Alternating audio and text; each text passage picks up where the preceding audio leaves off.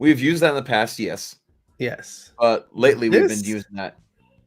Yeah, we've used that at least a dozen times. Really? Yes. I can't even hear it. It's at 9. There. Wait. Yeah, because it gets a little louder. Yeah, but... Shows how much Ryan's paying attention. Cool. Okay. That's accurate. That's an accurate response. Oh my goodness. We have music for the show for the past 5 months. I think I've had that on. Man, you know what? I listen to myself talk so much. Everything else is ancillary and inadequate. That's a fair point. That is a fair point. I mean, without my talking, there's no show. Oh my gosh. Okay, let's get this started.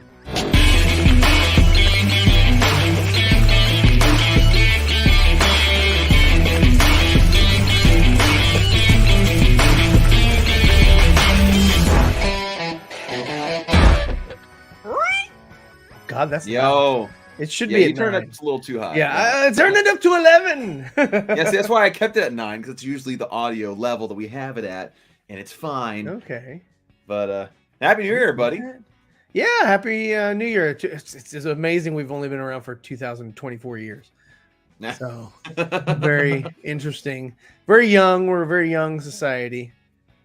Well, I mean, yeah, kind of. That. Anyway. So, yeah, man, what's up? How's what'd you do for New Year's? Anything or? We were at my in-laws for. We went down to my parents for Christmas, and then we had a late Christmas with my in-laws, and then we were just there until New Year's Day, and we got home New Year's Day with our whole load of stuff that we got. Oh wow! So you got your, what do they call it? Your haul? Did you have a good haul? Is that a rigid case? It is rigid case. I got it today. Oh really? Yeah. Yes. I've those. needed a new transportation system for all my stuff for conventions. You know, Simon told me, he was like, "Hey, yeah, get a rigid." And I was like, "Oh yeah, I mean, I got it, but it's cool. That's cool. That's cool." I noticed because of the orange. Yeah, it's a little around. Yeah, that's cool, man. Transport your stuff. Oh yeah, because for a while I had like a big unused suitcase for all the prints that I would sell and the display prints and everything else, and then I'd have some boxes for the prints that I sell, and it was like multiple trips to the car, and I had to carry all of it instead of rolling it, and so it's just like you didn't get a dolly? No, well we didn't really have a dolly, and we just for a while just didn't feel like pulling the trigger on it, but we also met other artists that recommended this as well, and we just finally decided since it's my birthday next week, we're just like, let's just get it, so I got all my art stuff in the top one. I got my display and convention table stuff in the second one, and the bottom one's all the prints that we sell. So it's wow, man. Yeah, you must have been turning out some good stuff, because I mean those aren't cheap. I got a good deal on it actually. Oh yeah, like a really good deal. Where'd you get yours? I know they're like Home Depot. Home Depot's where I got it. They were having a sale. Okay. I think. Okay. Yeah, it was like 35% off. Wow, 35% off for what? For this. No, but I mean, okay. I guess like a New Year's sale. I guess. I mean, that's cool. Damn, because those are expensive. But anyway, enough about the fucking talking about rigid case. They tune in. People are tuning in. Like, what the fuck are they talking about? like, yeah, that's a good deal. Oh man. Look, and we are in no way sponsored by Home Depot. I'll tell you that. No, we're not. What's the term I'm looking for? We're not. I'm not affiliated with them. Not affiliated. You're not affiliated with me. Yeah, no, but yeah, no. You mentioned our haul. Like I got, holy cow. I got Spawn Compendium 1, Invincible Compendium 1. Okay. I got the hardcover deluxe edition of Tokyo Ghost from Sean Murphy. Okay. I also got the Rebel Moon novelization, which I'm about 3/4 through. And I also got, just trying to think of all those things. The novelization or the comic? Novelization. Oh, okay. What novelization? The novelization. What's up, man? Welcome aboard. Welcome aboard. How good shirt. Thank you. Yeah, that was one of the first designs that Warner Brothers took down immediately. When I put that bitch up, they were like, nope, fuck you. Yeah. Of course they Not did. today, sir. I was like, nobody sells this shirt. You can't get this shirt anywhere. And I was like, okay, I'm gonna make it available. Boop. And it went. Warner Brothers like, no, you're not. DMCA. It was gone. That was it. Oh man. And how was your New Year, Phil? I laid in bed, Hey, Oh, that's yeah. fair. and then I went to the gym. There you That go. is fair. Sounds like a good day to me. It Yeah. was great. Didn't go out, didn't get drunk, didn't have to worry about driving myself anywhere. It was fantastic. Yeah. No, It's I'm a with way you to there. do We it. were pretty low key New Year's Eve as well. My wife got this like book for date ideas, I didn't and ask. one of them was. Shut up. Oh, bird. I'm kidding. Anyway, I'm gonna tell you Evidently, anyway. I'm kidding. Anyway, she got this book of date ideas, and one of them was to make mocktails. So that's what we Oh. did New Year's Eve, was just make mocktails and drink sodas and stuff. So Mocktails. What is that? Is that like it's a cocktail like without a Shirley, alcohol. Shirley Temple? Oh, there you go. Yeah. That's what I figured. Yeah, so you got like a I'll take soda the base chocolate with milk. flavorings. Hold the chocolate. No, it's like you have like soda, like ginger ale bases, and then like different flavorings. You have pina colada. You know, flavoring ginger ale as well, is just Sprite and Coke. That's all Sprite it is. and Coke. Yeah, No, mixed. it's not. Yeah, that's it. That's No, the it's ingredients. not. That's the such ingredients. a lie. You know, I don't fucking believe what do you call you. those stupid things that people love? Baja Blast. Yeah. That's only I love 3 it. ingredients: Powerade, Blue Powerade, Mountain Dew, and Sprite. Hey, it's Is that still right? dang good though. Baja Blast You- is still dang good. So yeah, one of my friends was like, "Yeah, you know, people who drink Baja Blast, they probably back in the day drank another drink called Surge." And Yes, I loved Surge actually. he's like, "Yeah, because it's all it is sugar." It's just Yeah, when I That's was funny. like 13, I loved Surge. Yeah. Gosh, I remember when they discontinued it, and I was so disappointed. Man, I forgot. what I about miss? Surge. I What's miss that? Mountain Dew Livewire. Oh yeah. The Don't orange they have a flavor. red Mountain Dew? Code Red.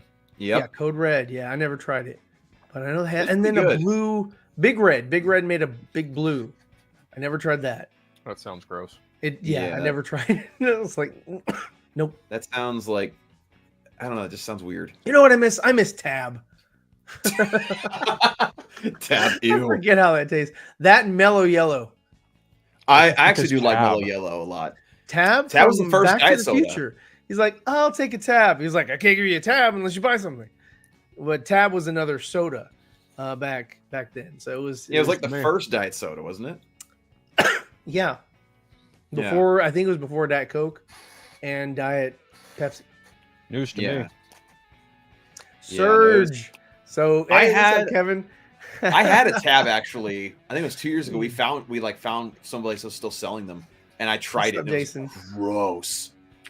What's up, Cortez? What's up, what everybody? up? What up? What up? If Phil's What here, is- he came in. You're cheap. Who's You're cheap. You are cheap. Me? Hell Yes. yeah, I'm cheap. Fuck yeah, dude. You can't amass know you so any well. amount of wealth if you keep spending all your damn money. You got True. I know you when so you buy well. shit, you gotta, man. You gotta be frugal. I know you Gotta so be well. frugal. My Yes. dad always said that Mr. Axel. if you act like you never have money, you always will have money. That's true. So that's a good way to live. Good way to Mhm. be. Just act like you're broke. Exactly. Act like you're broke. And if you don't I broke. participate in Christmas, you'll probably save about $5,000 per year. Give or take. Well, see, our Yes. family, what we Yes. do is we do Secret Santa, so it's just one person buying another person a gift, so it saves everybody money. That way we can still like give somebody a gift. And Dude, Huh? do you guys remember what was Zima? That shit was like in and out. It was kind of like God, what was that other drink? Red Bull, which got replaced by Monster. No, not Monster. What I never replaced liked it? Red Bull. Celsius. Celsius replaced that shit. It's like they Red just Bull never given- did much for me. I don't just- drink that shit. I don't it drink any of that tastes shit. 'Cause bitter. If it does that kind of stuff to people, it's got to be bad. There's fuck that. yeah, Like the only soft drink I'll drink is right here is root beer. I'll you drink go. that. I gave Root up beer's Coke. I gave up Pepsi. Fuck that. Get that shit out of here. The reason why they're the most popular is probably because they have the worst fucking shit in them, and they're Yeah. cheap, cheaply made and all that. So Yeah, I don't do Coke or Pepsi. Just can't the with two those. giants. I'm like, there's got to be something wrong with y'all. Dr. Pepper though, any day of the week. Yeah, Dr. Pepper's a segue. It's sort of a. Ever since I started going back to the gym, I just cut out soda entirely. Like You should cut out soda entirely from your life. Yes. Yeah. Because that amount of sugar going into your body is not good for you, and your body doesn't know how to break down that much sugar. Yeah. So, see, I went like most 2 people years aren't without that soda, and I felt so great. It did feel really good to not have soda for like 2 years. and then when you drink it, it's like you're like, God, this is disgusting, right? It's like after you don't drink it for a while. every serving. So Actually, when I drank it for the first time in a while, I was like, holy crap. Like, dang. I loved it. The devil's influence has taken Dawson to the form of Dr. Pepper. It's a sweet one. The wife is napping. I can't do that. No, yes, you can. You look, if you're the man of the house, you definitely could. But since You know what? I'm the man of the house. I respect my wife's wishes. What? Yeah. No. This is. Hold up. Where is it? Happy spouse, happy house. I agree. Exactly. No, Dawson, you go to a different saying that you abide. He agrees now. Now, yes, because that is the way to go. God, what is it? I've always agreed with that. No, you used to promote the other one. Happy wife, happy life. Yes, there it is. That's Yeah, the this is exact it. This freaking is your thing. wife. Look at me, sure. Look at me, sure. I'm the captain now. When before she goes to bed, that's what she tells you. Not even close. Oh man. Anyway, That's what it's like to be in a controlling marriage, everybody. Not pointing at Dawson at all, but just saying that's what it's like to be in a controlling marriage. I imagine it would be. There should be a ball that is, just back and forth. You just throw it back and forth, not trying to hold on to it for yourself. Equality. So sort of power. Indeed. You think Equality. you have some sort of power over me? Equality. Well, you do not. You don't have power. Oh man. But So- guys, Yes, it's there are men here. 2024. Holy freak. Doesn't weird anybody else out a little bit? How? Why would that weird you out? It weirds me out because I remember when I was in like middle school and they were saying, "Oh, you're that class of 2015." And I remember 2015 would be like, it felt like it was so long in the future. Now it's like 9 years ago. That's why it feels weird to me. Well, yeah, you're so young. You haven't gone. I mean, dude, I don't. Ryan get might it. appreciate this. This is actually the 35th year of Batman 89, so that means it's a 35-year anniversary of Batmania. That was, you know what? That was the first year. Batman 89 was the first year that they had a movie debut in theaters in the summer, and they released it in December. For the holidays and whatever. That was the first time that they got it on shelves that quick. And I picked up a copy, and I watched that thing until I ruined the tape. As one does. So just because we had those rewinder machines. Right. Just, Right. I remember those. Yep. I mean, Because my parents used to get upset with me. They're like, "Hey, you're going to wear down the VCR, and we're not going to pay $300 and some odd for a new VCR." So we bought an $50 rewinder, and that we had to do that. And if you ever rented from like Blockbuster Video, you had to rewind the tapes. Be 'Cause I used to work at Blockbuster Rewind. Video. Be kind, rewind. Yep. And we used to assess penalty charges and shit that we'd always waive. Yeah. I mean, half the fun of watching movies on VHS was like watching it rewind, in my opinion. But that's just me. I mean, I did it occasionally, but not all the time. That's dumb. You're dumb. Damn. Damn. Yeah, it's okay. Ryan's looking for a chance to try to school me. Oh, whatever. So anyway, are we gonna get down to the nitty gritty? Let's start with this topic. Oh my gosh, this joke's like a year old. I know. So We're gonna let it go. I just. I guess the main Is that an news- X-wing beanie? Batman. Hold on. It's like Hold a on. X stitched. I thought it looked like X-wing. Oh, There we go. Nice. There we go. There we go. Yeah, I dig it. Yeah. I can understand the X-Wing comparison. Yeah. Makes sense. especially in that like small little picture.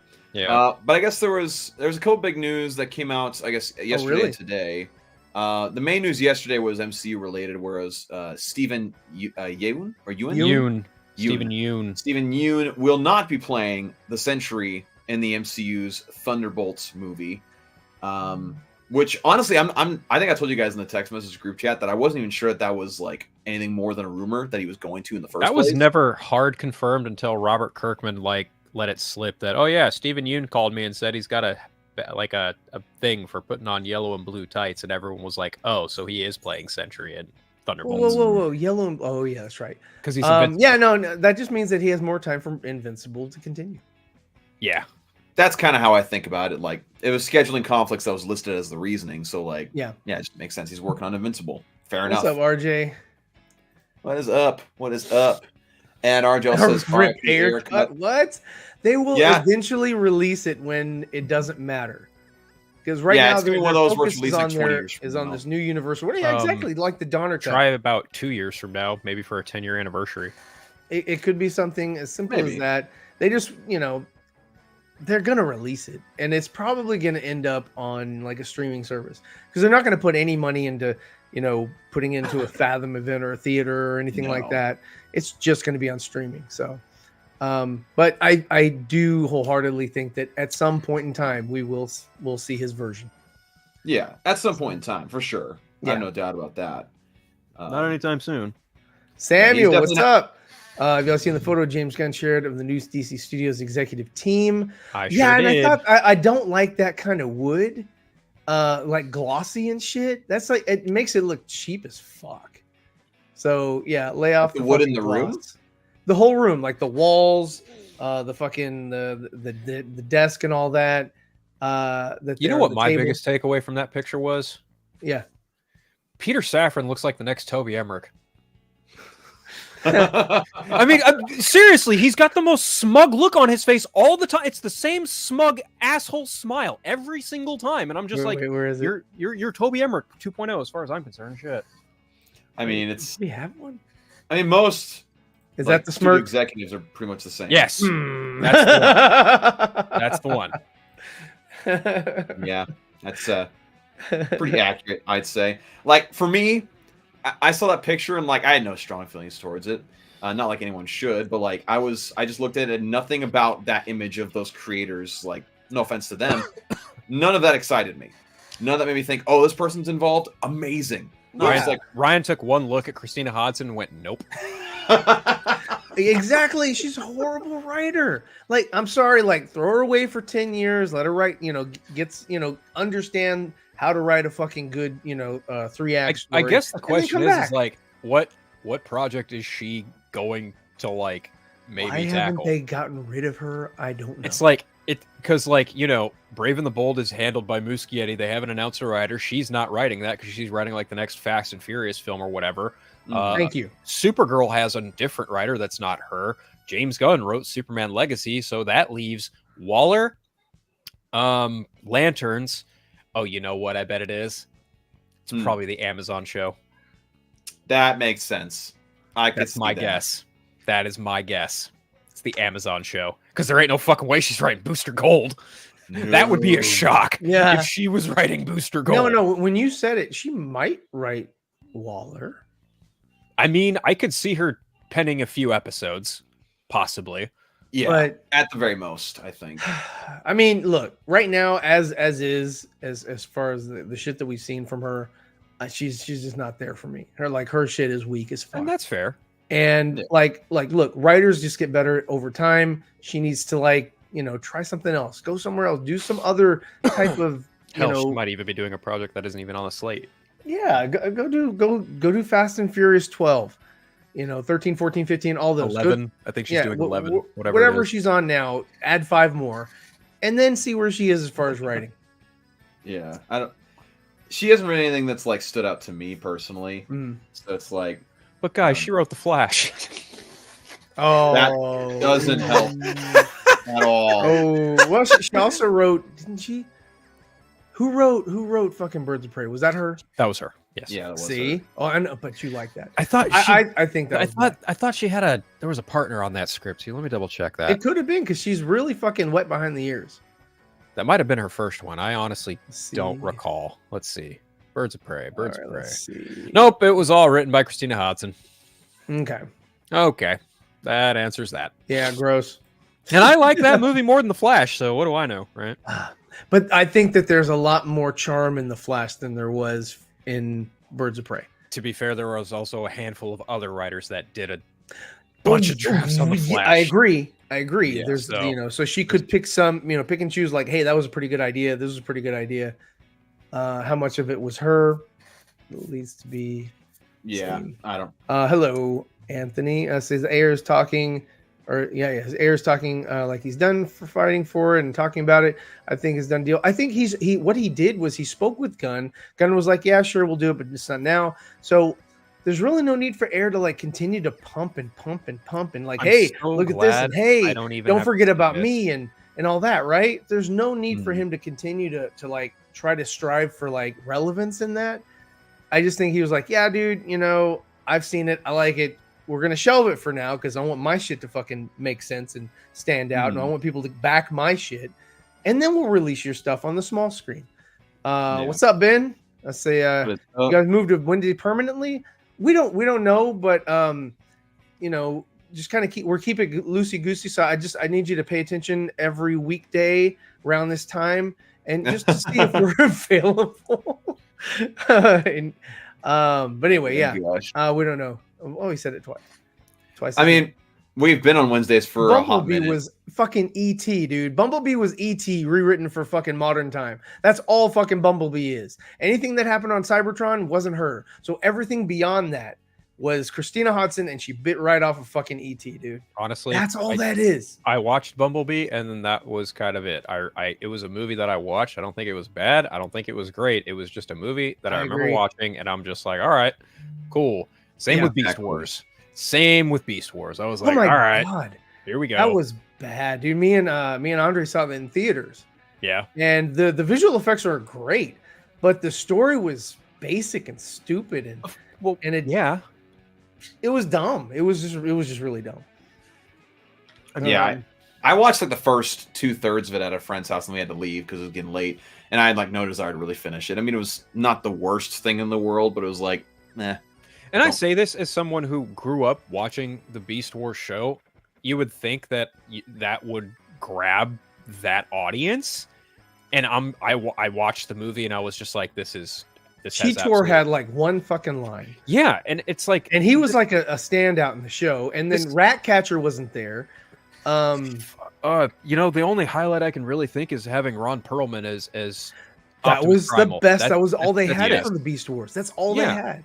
And I was like, okay, this is cool, but this literally means SFA to me as a fan of Beast Wars. Like, you're just taking the older, the Transformers we all know, and then you're taking the Beast Wars, you're throwing them in a single movie, having them go up against Scourge, and then we're redoing fucking Unicron again? Unicron all right, whatever. It makes no fucking sense, but fine. Sure. Yeah. There's nothing about that was inspired to me, and it just...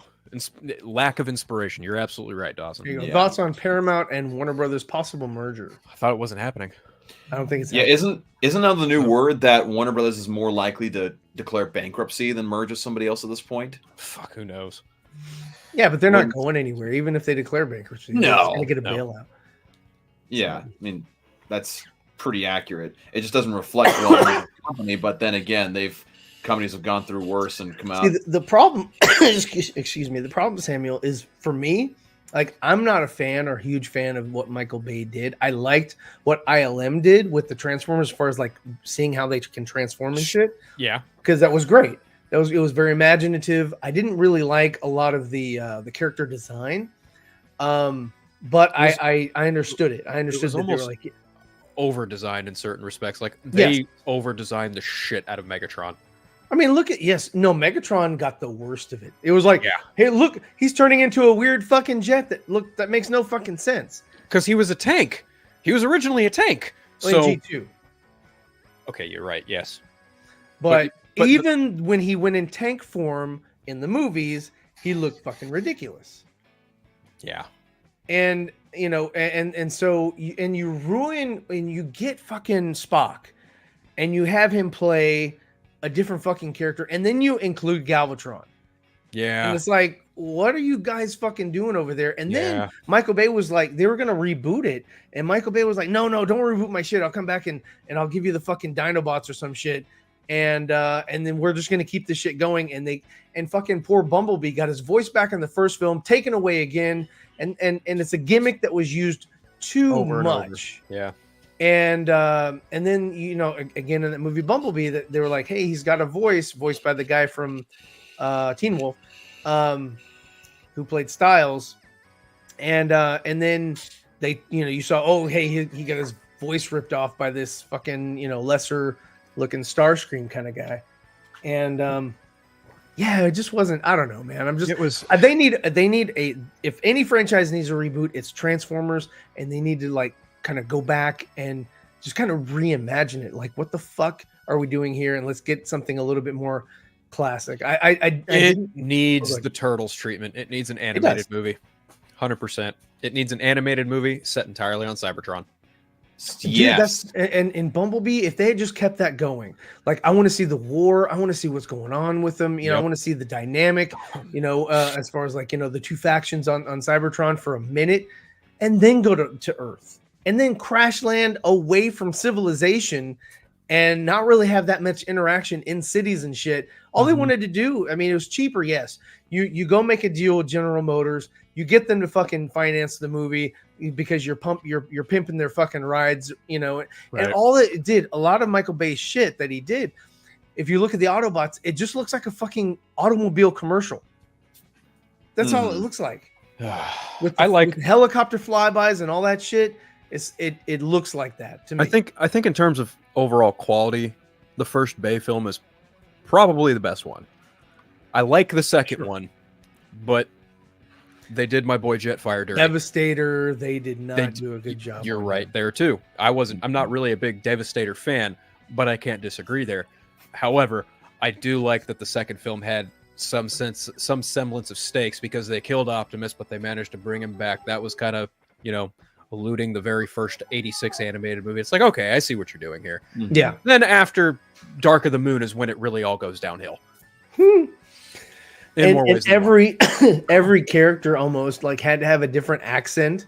Like, wait, what a minute? What you have Earth accents from different countries. To add to that, what in Last Night, why the fuck was Hot Rod French? Oh, that's what I was alluding to. It's because Hot Rod is the successor of Optimus, but not in this universe because it made no sense. It was it was haphazard. I that's why I'm not thrilled with these movies. They're kind of like the Fast and the Furious for me, in that like I really, it was easy for me to lose interest quickly.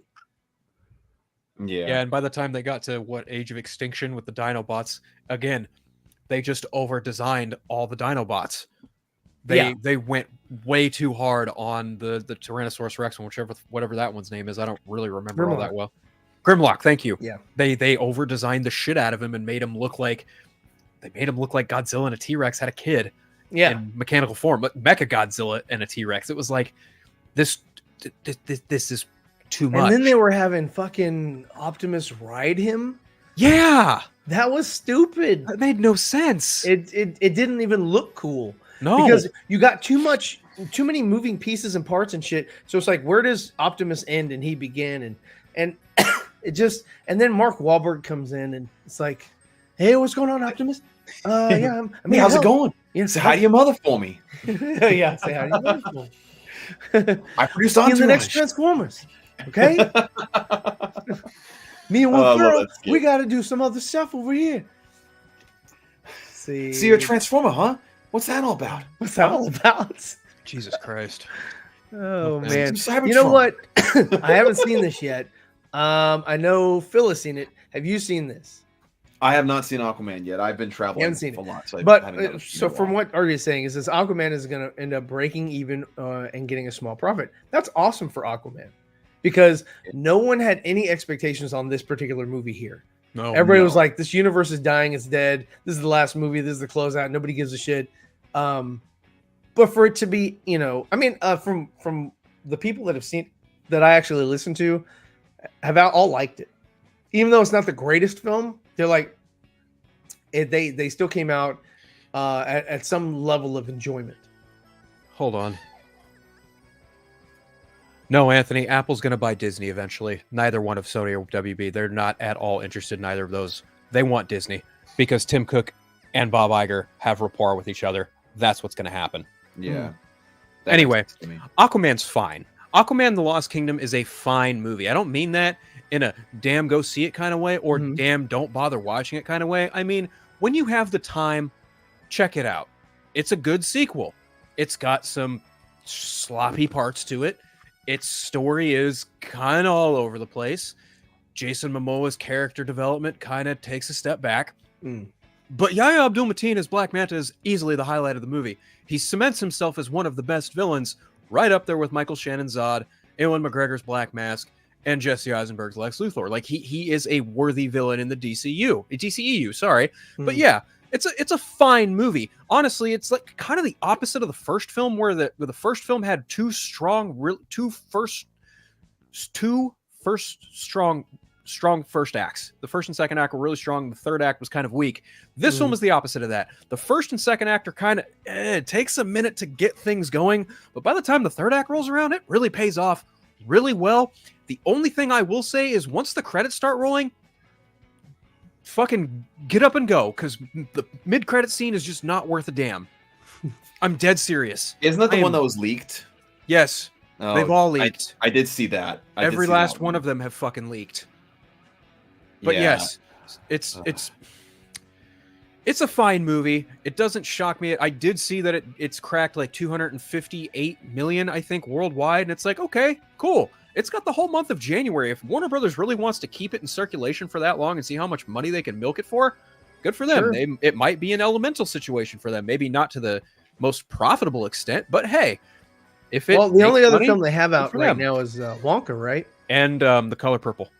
Color Purple. I think that's the name of the movie. I could be wrong about that. No, it is. The Color Okay, Purple is definitely okay. yes. I have no interest in that because I didn't care about the original. It was like whatever. I've never seen either, so My mom watched the frame of first one, reference, so or the one that was released years ago, and I was just like, okay, that's an old lady movie. I don't want to watch it. So I was like, a friend of mine saw Wonka. He said it was really, really good. So yeah. I I've want heard to good things see it. about it, and I hope do I want to will. see it, but I want to see Aquaman more. That's You fair. know, I'm a huge Gene Wilder, fan. I love the old, 1970s. 71, I believe, is the 71. first one. 71 or 78, one of the two. I don't remember. It could be more 78 because I think Might be it came out 74. after I was- all right. You know what? We've got fucking Google in front of us. Hold on. let's use our brains here. Yeah. We don't need And any our assistance. technology. Yes, his Wonka's doing very well, which is good. What's interesting is that 1971. There we go. 71. Okay, I was right the first time. there you go. Oh, that's But, okay.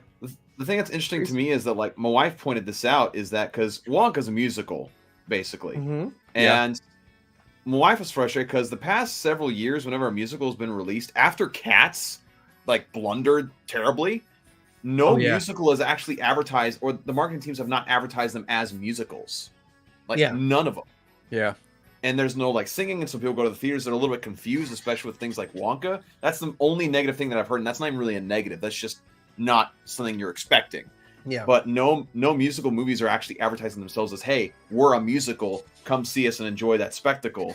And that, to me, that's just really weird, especially for people who really love musicals, right? Yeah, it's like musicals peaked with Greatest Showman, and then once Cats happened, everyone was just like, yeah, nope, we're done.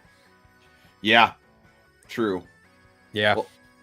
Well, There's that one that came on Disney Plus, Lin-Manuel Miranda's one. I don't remember the name of it, but that one was apparently really I'm popular. sorry. Every song that Lin-Manuel Miranda writes for movies sounds the exact same to me. That's fair.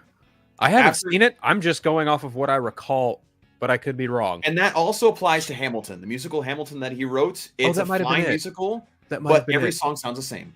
That might have been it. The Hamilton one on Disney Plus that came out during the pandemic. Yep, that was it. Okay, then yeah, that's the one I'm thinking of. Yeah. Yeah, every single song sounds the same. Yeah. He just has a very specific style like I guess some people gravitate to, and that's great. But to me, I'm just like, I've heard this. It's like watching Moana, where every other song is just the same song. Well, to be fair, every Tim Burton movie looks like a Tim Burton movie. True, but that's different from music. That's true. That's very true. But anyway, you guys were saying about Aquaman, like it looks like it's going to be the only DCEU movie in this past year that's actually going to have some legs. Legs, I don't know about legs, but it won't have a huge amount of negativity or hate attached to it. It might swim above water. It may tread lightly. Tread lightly in dangerous waters. Hello, Andrew. We're doing great. Thanks for joining us today. We really appreciate it. What's up, Andrew? Yo, hey, did y'all see that? His Joker little 2 will probably not advertise the musical elements either. Probably not. Yeah. No, I doubt it. Well, anyway, his avatar sort of reminded me of this thing. I know you love the Clone Wars. There's a thing that came out recently that was like Anakin and Obi-Wan in the Clone Wars, sort of motif. Yeah. And it's the whole last battle. And it's all in the style of the Clone Wars. So it looks pretty fucking cool because it's made by a fan. Huh. So I think I've seen clips of that around. I watched the whole thing. So it was from start to finish. It was verbatim almost, and a little bit of additional stuff in there. Wait, you mean the final battle on the Death Star or the final battle? No, the final battle on Mustafar. Ah, okay. Interesting. Yeah, I saw clips of that, and it did look absolutely sick. And they did add some they added some additional choreography to the fight where Anakin drops his lightsaber and catches it with the other hand. Yeah, they added stuff like that. They added some extra kicks, tripping, each other or whatever. It was pretty cool. I was like, oh wow, this is pretty intense for I mean, to watch it in the Clone Wars style, that's pretty cool. Yeah, clearly I'm a huge fan of the Clone Wars, not so much the Rebels or anything like that. Yeah, so clearly someone had a lot of dedication and time on their hands. Oh yeah, because I mean the backgrounds all look great. I mean, I was like, wow, where the hell has this been? This is awesome. They need to continue. I mean, right after Episode 3 came out, Lucasfilm should hire them. They should. Right after Episode 3 came out, I was like, oh man, George, you're getting really good at directing again. Let's fucking ramp it up. Let's do Episode 3.5. Let's just change A New Hope to Episode 7 or what, push it out a little bit. Give us some more Yeun and Hayden and all that kind of stuff or whatever. Just kind of like show us what happened with this guy. And a young Darth Vader, that would be awesome. But dude, we didn't get that. Because the fans were really shitty at that point in time. So he was just like, man, fuck y'all, I'm done. Yeah, I would really like to see, and this is like the nitpicky Star Wars fan of me, I really want a dedicated series to Darth Vader in his time between Revenge of the Sith and New Hope. And follow some of the storylines from the comics. I think. Yeah, like if they adapted like an episode or two dedicated to Vader down and he delivers the line, the only thing I'm surrounded by is fear, and then he ignites his lightsaber and says dead men, I will cry. Because that is one of the greatest Darth Vader moments I've ever seen, and it's not even in a movie or an animated cartoon at all. Like, I really just want like a solo Darth Vader thing. And if Hayden Christensen's down to come back, be it animation, because all he has to do is wear prosthetics, right? And they I think James Earl Jones has said, I've given my blessing to use my voice as AI for Darth Vader going forward because I'm just getting too old for this. Yes, cool. And you can definitely tell. As people get older, their voice gets a little bit more raspy. Yeah, absolutely. I'm shocked that that's the one thing they haven't done. We've seen Obi-Wan Kenobi now. We've seen Ahsoka get a series now. It's like, come on, do Darth Vader. Yeah, I think they're a little scared to do Darth Vader just simply because you have to be very careful with how you would do that. Yes. And we all know Disney just kind of likes to do their own thing with Star Wars sometimes. So you know what? We're gonna pass. We're just gonna do what we want and do our own little story. I mean, a lot of the stuff that they did with him was pretty good, except for some of the things that they did, some of the liberties they took in Obi-Wan. I like, everybody, I don't care what you say. I think at the end of Rogue One, that Vader scene was fucking phenomenal. That's the best thing about the movie. Yeah, I mean, and that was an afterthought. It's kind of like I like Rogue One, but that scene right there felt to me like the Cybertron scene from Bumblebee, in that, you know, it was an afterthought. It wasn't planned. It wasn't scripted. It was just like, no, we need something here. And that made the whole experience better because of that one little instance. Yeah. And then what they did to top that, when they fucking did the young Luke Skywalker going through and killing all the Death Troopers, that was like, oh shit, you guys did the exact same thing, kind of, but with Luke. I was like, so you can give us a good Luke. Yeah, it's you know, like you nice just chose symmetry. not to. Yeah, I don't know. Star Wars is we've gone on different rants. Oh, with Star sure. Wars. Sure. Star Wars is whatever you want it to be. Yeah. Now that's it point. is. Yeah. That's always now been my it is. take on Star And Wars. I'm sorry, but that whole thing, I saw some article that had something to do with the fucking either the director of whatever Rey Skywalker, Palpatine, or whatever is supposed to be in. She's like, yeah, you know, it's about time that, you know, a woman is in charge of writing this story full of women, or some I don't forgot what it was, but I was like, she said something to the effect of, it's finally time a woman got to handle a Star Wars film. And that I understand the sentiment. I'm just like, Patty Jenkins had it for a while. show me a movie. Yeah. Just, you know, when the Until movie she had starts created filming, difference. then I will generate some level of look, I like Rey Skywalker. I'm not one of those people, but I'm just like, I need to see more of this story. Like, the general idea has me interested. It's Star Wars. I'm going to watch it. It's effectively episode 10, more or less, unless they decide to give it some, you know, subtitle or whatever. But yeah, like, I'm interested, but I need to see what they're doing. But you know, I understand what she was going for, but it's like, yeah, you already know that's it. going to rile up another certain sect of Star Wars fandom. You know that she didn't deliberately say it to do that, but you already know just her speaking that is just going to rile up that side of Star Wars fandom. When it comes to Disney, I wouldn't be surprised if they did. Well, not like in a maniacal or like mean way, but they probably. There's some people in that field that just don't care who they piss off, so they're just like, I'm just going to say what I want to say, and then boom, here you go. Yeah, and they're like, I don't think it was just sort of like, I'm going to say this, but I don't care about the consequences. You know, I think they say it, and it's sort of, you know, sort of strategic. They want to be a little bit, I don't want to say edgy, but they want to be a little bit, what's a better word than that?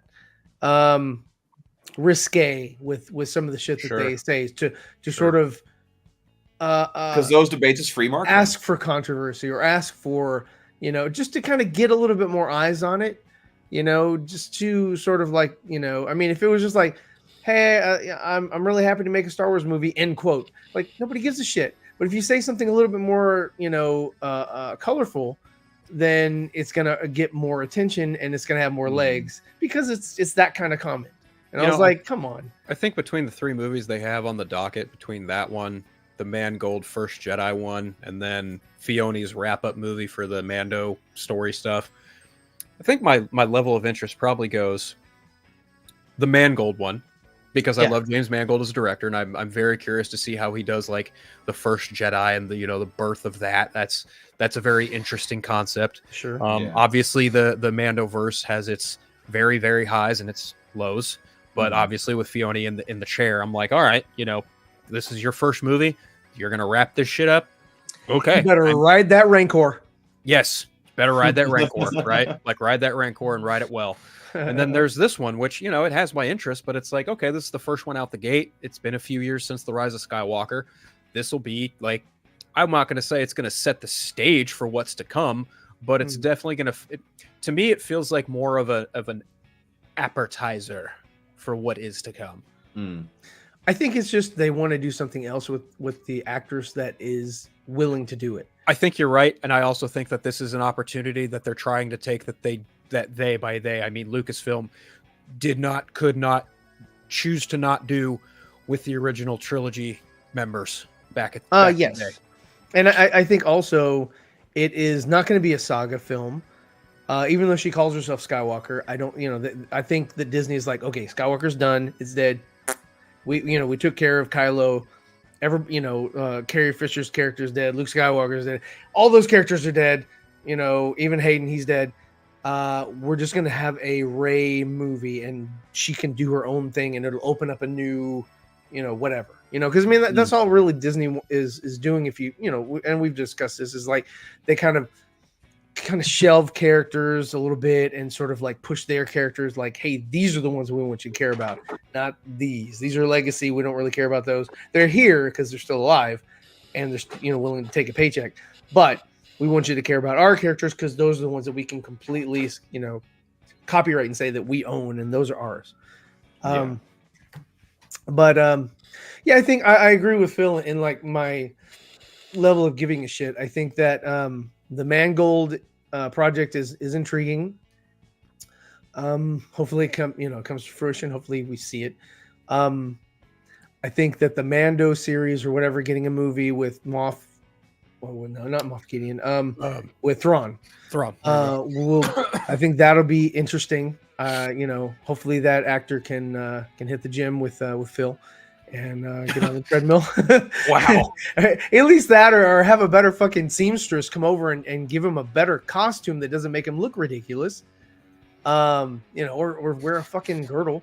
And because actors do that. And then the Rey Skywalker thing is like, okay, what are you gonna do with it? The other ones I are more interested in. I want to see more of it. I like Ahsoka. I like Ahsoka more than I like Rey Skywalker. I just that's me. I feel like that's a pretty popular opinion. Yeah, I mean, because look, number one, she didn't earn shit. She like I said, she from the get-go, from the jump, she kind of failed her way into like success. But didn't really fail. If you get my, she never had to learn from anything. Like, oh shit, she failed upwards. She failed upwards, and that's not compelling. That's not going to draw your viewer in, and like, oh wow, I'm on this journey with this character, and I'm going through the struggle. There's no fucking struggle because it all comes too naturally and too easy for you because you're related to Mr. Palpatine. Palpatine. Yeah, old Palpy Palp. Grandpappy Palpatine. Grandpappy. Grandpalpatine. But yeah, that's sort of my take on that. What are your most anticipated movies of 2024? Oh, we're jumping right into that. Yeah, we can do that. Hold on, let me pull up 2024 movie releases right here, so I have like a full Palpatina. list. Palpatina. Palpatina. Oh, gosh. Okay. For me, I'm really looking forward to Rebel Moon Part 2 and the director's cut of Rebel Moon I Part didn't 1. see that on anybody's sequel list. Like I was, as far as like people putting out sequel lists for like Dune 2 and all this other shit that's coming out or whatever. So many. I was like looking for Rebel Moon 2. Didn't see it on anybody's list. So okay, well, it's on mine. So I know it's on yours because okay, yeah, you got to go on set. So I know that's very high on the list for you. Go ahead. Okay, number 2, Rebel Moon Part 2. All right, Dune Part 2. Dune Part 2 is very high for me. Too sci-fi. Really looking forward to that. I'm intrigued by Joker 2. Very skeptical, but intrigued. I love the first one. And I think that it has potential to be something very interesting. Deadpool 3, of course. I'm excited for that, as anyone with a pulse is. If it actually stays on schedule, The Crow. With Jason Momoa? No. Bill Skarsgård. Who's doing it? Bill Skarsgård. Skarsgård. Oh. Yeah. I remember that. So, okay, yeah, because I know Momoa was attached to it for a minute. Yeah, he was. And he would have made a good Crow. He would have done a good job. I agree completely. But no more. And then there's also Gladiator 2.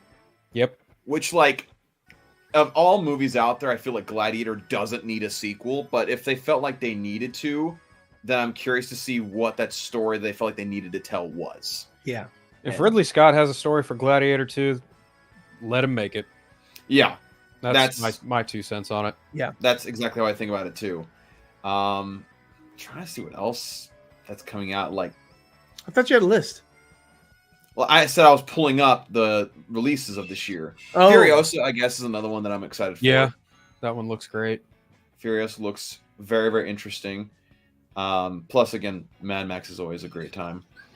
I should probably pull up a list too. I know off the top of my head what I'm excited for, but I have to look at an actual list. I mean, everything else in this, like, Yeah. when I look up 2024 releases, like, yeah, I have to leave it at that because everything else I'm just like, don't really care. That's somewhat intriguing, I guess, but not enough for me to care.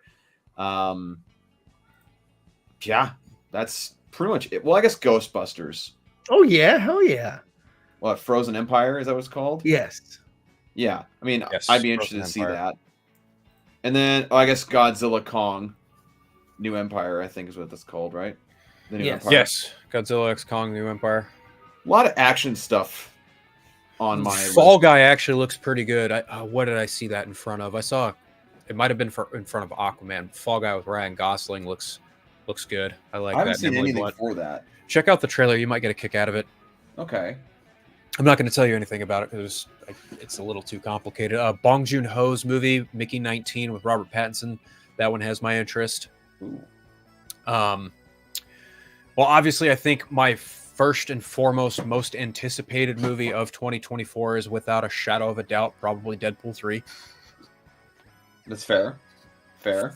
Probably followed by either Rebel Moon Part 2 or Godzilla vs. Kong. Also fair. I'm going to, after that, say Beekeeper, which comes out in a few weeks. I have absolutely zero desire to watch Matthew Vaughn's Argyle, even though Henry Cavill's in it. I just don't. Matthew Vaughn and me just, nope. We don't gel well. Plus, also that wig for Henry Cavill looks so bad. Looks bad. Doesn't look great. Not great. Actually, surprisingly enough, I'm actually very curious and intrigued by Madam Web. There for the plot, i.e., Sydney Sweeney. Oh my gosh. I do want to see that. Yeah. In all seriousness, I am actually very intrigued by that film because it's basically like Terminator meets Final Destination with Madam Web and Spider-Man. I'm like, okay, yeah, I'll watch it. And Okay. you know, I think we even might have talked about it on last week's show. Fucking people are like, man, this movie doesn't look great, and it's just like, well, what the fuck were you expecting from Madam Web? Were you expecting an old woman shuttering her clairvoyance, sitting behind a chair for fucking an hour and a half? Plus, also, isn't there multiple versions of Madam Web? Yes, there's two actually. So there's the one that's the traditional one from the comics that's blind and sits in the chair and looks at the web of the multiverse. Mm. Then she gifted her powers to Julia Carpenter, who is in this movie played by Sydney Sweeney. I'm Okay. talking the comics version. She's the new Madam Web. Julia Carpenter is the new Madam Web. She wears an all red jacket. She's got red glasses just to accompany her red hair. And she's the new Madam Web. And I feel like this movie is taking elements of both versions of Madam Web and kind of putting them into one. So that way they can justify also having two different Spider-Womans and Arachne in this as well, on top of Ezekiel Sims. So, you know, I'm there for it. Joker Folie à Deux, yeah, I'm probably gonna watch it. Am I like excited for it, over the moon for it? I can't really say that yet because we haven't seen anything from it. Yeah. So I'm gonna just say a 50-50 mild mid, maybe. I mean, if they maintain any of the quality from the first movie, then it'll have my attention. But like, yeah, if it just decides to be like, well, we're just gonna do a bunch of ridiculous stuff just because we were asked to make a movie, so we're just gonna do it. Todd Phillips is either gonna deliver something great in a sequel or he's gonna pull another Hangover. Mm, In that sense, if you understand what I'm getting at. yeah. I would also say, surprisingly enough, actually, Kraven the Hunter actually has my interest too.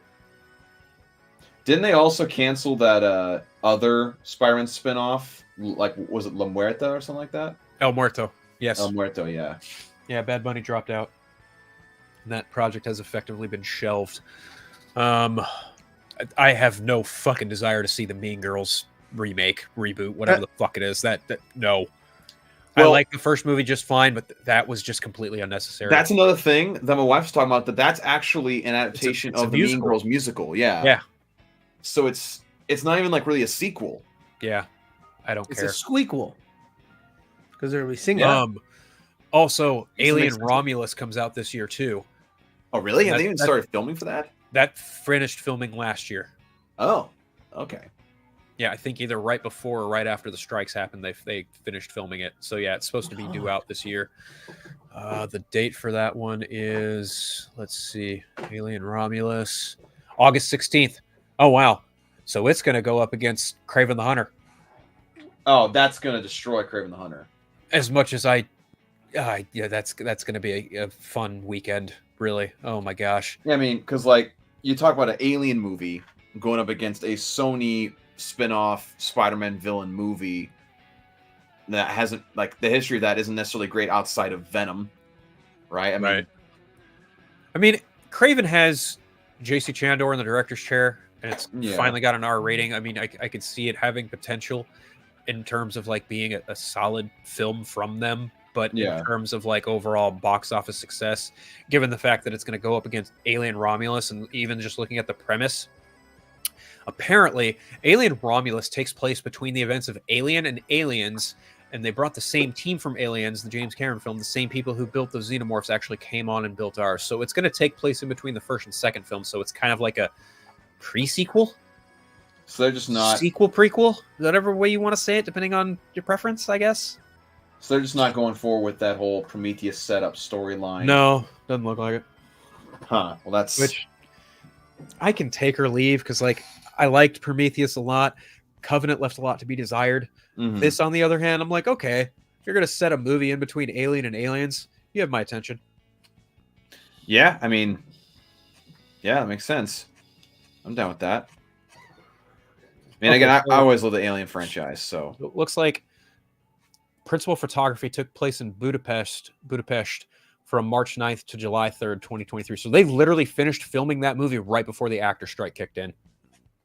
Jeez. Yeah. Wild. Time. That is wild to me. Imaginary actually looks like kind of a poltergeisty kind of movie. I'm kind of curious about it. I don't know if I'll go see Garfield. Actually, I have no desire to see that. Yeah, I mean, I want to see it. I don't think I'll go to the movies to see it though. But I do want to see that. Beetlejuice 2, actually, I'll see that. And Ghostbusters, of course, I'll watch that because I really liked Afterlife. Other than that, though, like I mentioned, Mickey 19 from Bong Joon-ho, that looks good. You guys gonna see that Mickey Mouse horror movie? I might. I just might. Yeah, because it's public domain now.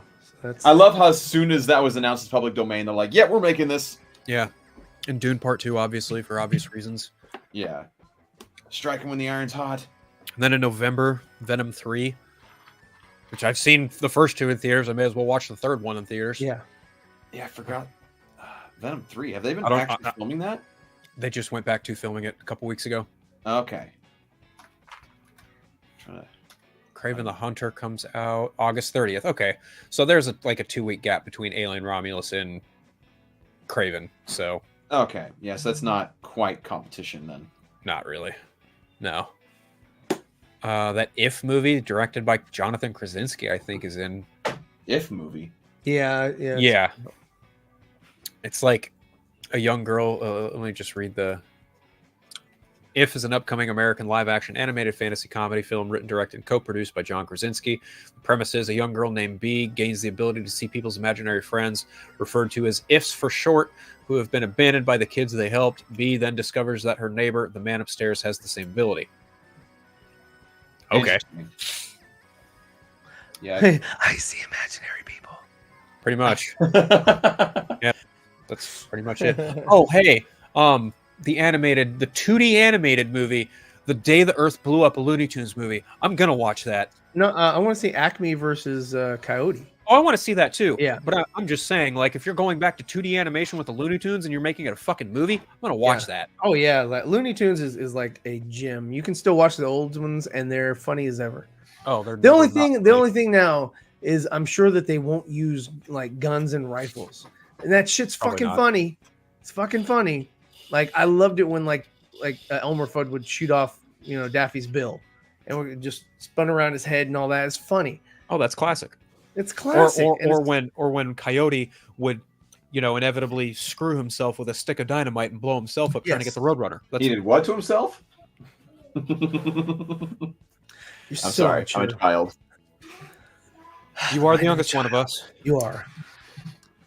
And surprisingly, I make the least amount of inappropriate jokes. This is true. That's So it's just 'cause rare you're when not you do that it. witty. Oh, Huh? oh, shots fired. I didn't even hear what he said. So That's because you got old person ears. What is this? Alien Romulus. Yeah, there you go. Yeah, I Yeah. spoke about that. Gambit movie. Oh yeah, What's his Channing name? Tatum. Is Channing Tatum's failed Gambit movie. Yeah. Oh my god. how many times did they try to Hilarious. get that off the ground? More times than I can count. And Channing Tatum's not even acting right now. I don't think so. No. Yeah, no, that sounds about right. I don't think he's doing anything on the acting side. I could be wrong Yeah. about that, but as far as I know, he's not in anything. Yeah, I think he had like sort of taken a break from acting for a while or something like that. I don't even know. Some Wow. scooper to put out the rumor that he was supposed to play Gambit in Deadpool 3. I don't see that happening, No, Yeah, I don't. like, at all. it's not that That's big of a another- deal. Right. That's Like I another think one of those Nick Cage things, as Superman is more popular than that. I don't see that happening. And honestly, I even kind of like the guy they got for Gambit and X-Men Origins Wolverine. Oh yeah, I Oh, love him. the guy that looked like Johnny Depp. Emil Hirsch, I believe is who it is. Yeah, John Carter. Yeah, John Yeah. Carter. That's right. I love him as Absolutely John right. Carter. That's another great movie that got so screwed over by the marketing campaign. It did. Really did. It's probably Disney's most unfortunate loss, in my humble opinion. And they did it to themselves. They did, just like Lone Ranger. Yep. That's also Lone Ranger very was true. okay. I didn't like My Johnny wife Depp loved in it. that one. I don't like Johnny Depp in much of anything. I just did. I liked what's his name that played Lone Army Ranger? Hammer? Army Hammer. Yeah, before he ate everybody. Yeah. I did like him as Lone Ranger. You have to clarify. Before he ate people. Before he was Or eating he people. started eating people. Right. Well, before we knew. We were probably eating people Yeah. at that time. True. I mean, you're not just gonna like, hey, you know what? I'd like a change in my diet. I'm gonna let the world know. Well, I mean, if you're in Hollywood, then maybe. Yeah, but I think you kind of get introduced and you start doing that and you think it's okay, and then you mention somebody else and it's like, oh yeah, that's fucked up. Yeah, it's don't do that, buddy. Yeah, Nope. Don't do that. It's not a good idea. Not at all. That is very unhuman-like, eating people. yeah. Get it? Because it's human. Yes. It's inhumane. Inhumane. There we go. Oh my goodness. So okay, I still haven't heard your guys' takes on Rebel Moon yet. Yeah, well, all you have to do is watch last week's show. Yeah. We'll see. I was busy, and I just want to hear from you guys. we went pretty in depth, I thought. Yeah, for the most part, I think so. Yeah. So Okay. moving on. So you don't want to talk to me about it? I see how it is. It's for you guys. Oh, I mean, it's your time to shine, Yeah. Chief. Mm-hmm. Okay. So first and foremost, I really enjoyed Rebel Moon. Shocker. I really enjoyed it a lot. You have to say that. So I let me ask you would this: if you went the set and you were like, you know what, just wasn't that good. Like, So- fuck you, dude. was anything that you saw shot in part one? No. Okay. Yeah, learning. Yeah, there was nothing that I saw in part one that I was there to witness shooting for, So that means you were probably there when they were shooting part two. which is why I still can't say anything about the set visit specifically until part two comes out. That makes sense. Which sucks. But yeah, no, I really enjoyed the movie. It's not a perfect movie, especially the direct or the theatrical, or whatever it's called, the Netflix release, I guess. Mm-hmm. Yeah. I think it's definitely gotten an unfair rap from a lot of people. I think I've seen so many people saying it's the worst thing they've ever seen, which if that's the case, if they're saying that, I really question the amount of movies they've actually watched in their life. You can't say that Um, because it's beautifully shot. Yeah, you just can't say that. It's ridiculous. There were some things that were underdeveloped, but as I'm reading through the novelization, like I see that in the director's cut, it's gonna get developed. Like Jimmy's got more time. You got more about Private Eris, the young soldier that helped out Cora and Sam in the beginning. You get a lot about him, actually. He's actually becoming a character in the director's cut. Then you got some extra background story, and there's a lot more flashback scenes as we're seeing in the novelization than there is in the PG-13 version. So that's going to be really exciting, at least for me personally. I think there's supposed to be a lot of sex. Can you still watch it if there's a lot of gratuitous sex? I know where it's going to be, and so I can skip it. You shield your eyes. All right. Anyway. But yeah, no, I'm very excited for that director's cut because I think it'll shut a lot of people up. Because honestly, I wouldn't be surprised if releasing this PG-13 version was kind of an experiment from Zach, just to kind of like, Netflix. Yeah, and Netflix, just to kind of, and also toying with like the idea of director's cuts, because I mean, obviously that's kind of Zack Snyder's thing right now is the idea of director's cuts and how they improve on the film that was originally seen. And I think I loved seeing all the technology in the movie. I loved seeing all the alien creatures because there was a lot of things there that were familiar, and I loved seeing people figure out about the slag, which is the ammunition for the guns, because I've known that for a while, and so it's cool to see other people kind of figure that out and see how that works. And I'm trying to think what else. Yeah, again, just underdeveloped characters. Just reminded me of like the aliens, like the stuff that they would spit. You know, the acid. Mm-hmm. That's what it reminded me of. It was just like okay, but it was cool. Yeah. I mean, it definitely worked, and I guess overall it just gets really too much crap from people. Again, is it a perfect movie? No, but it's an exciting look into a new cinematic universe that I think is going to be really, really cool to expand on with, again, the director's cut as well as part 2 and the director's cut of part 2.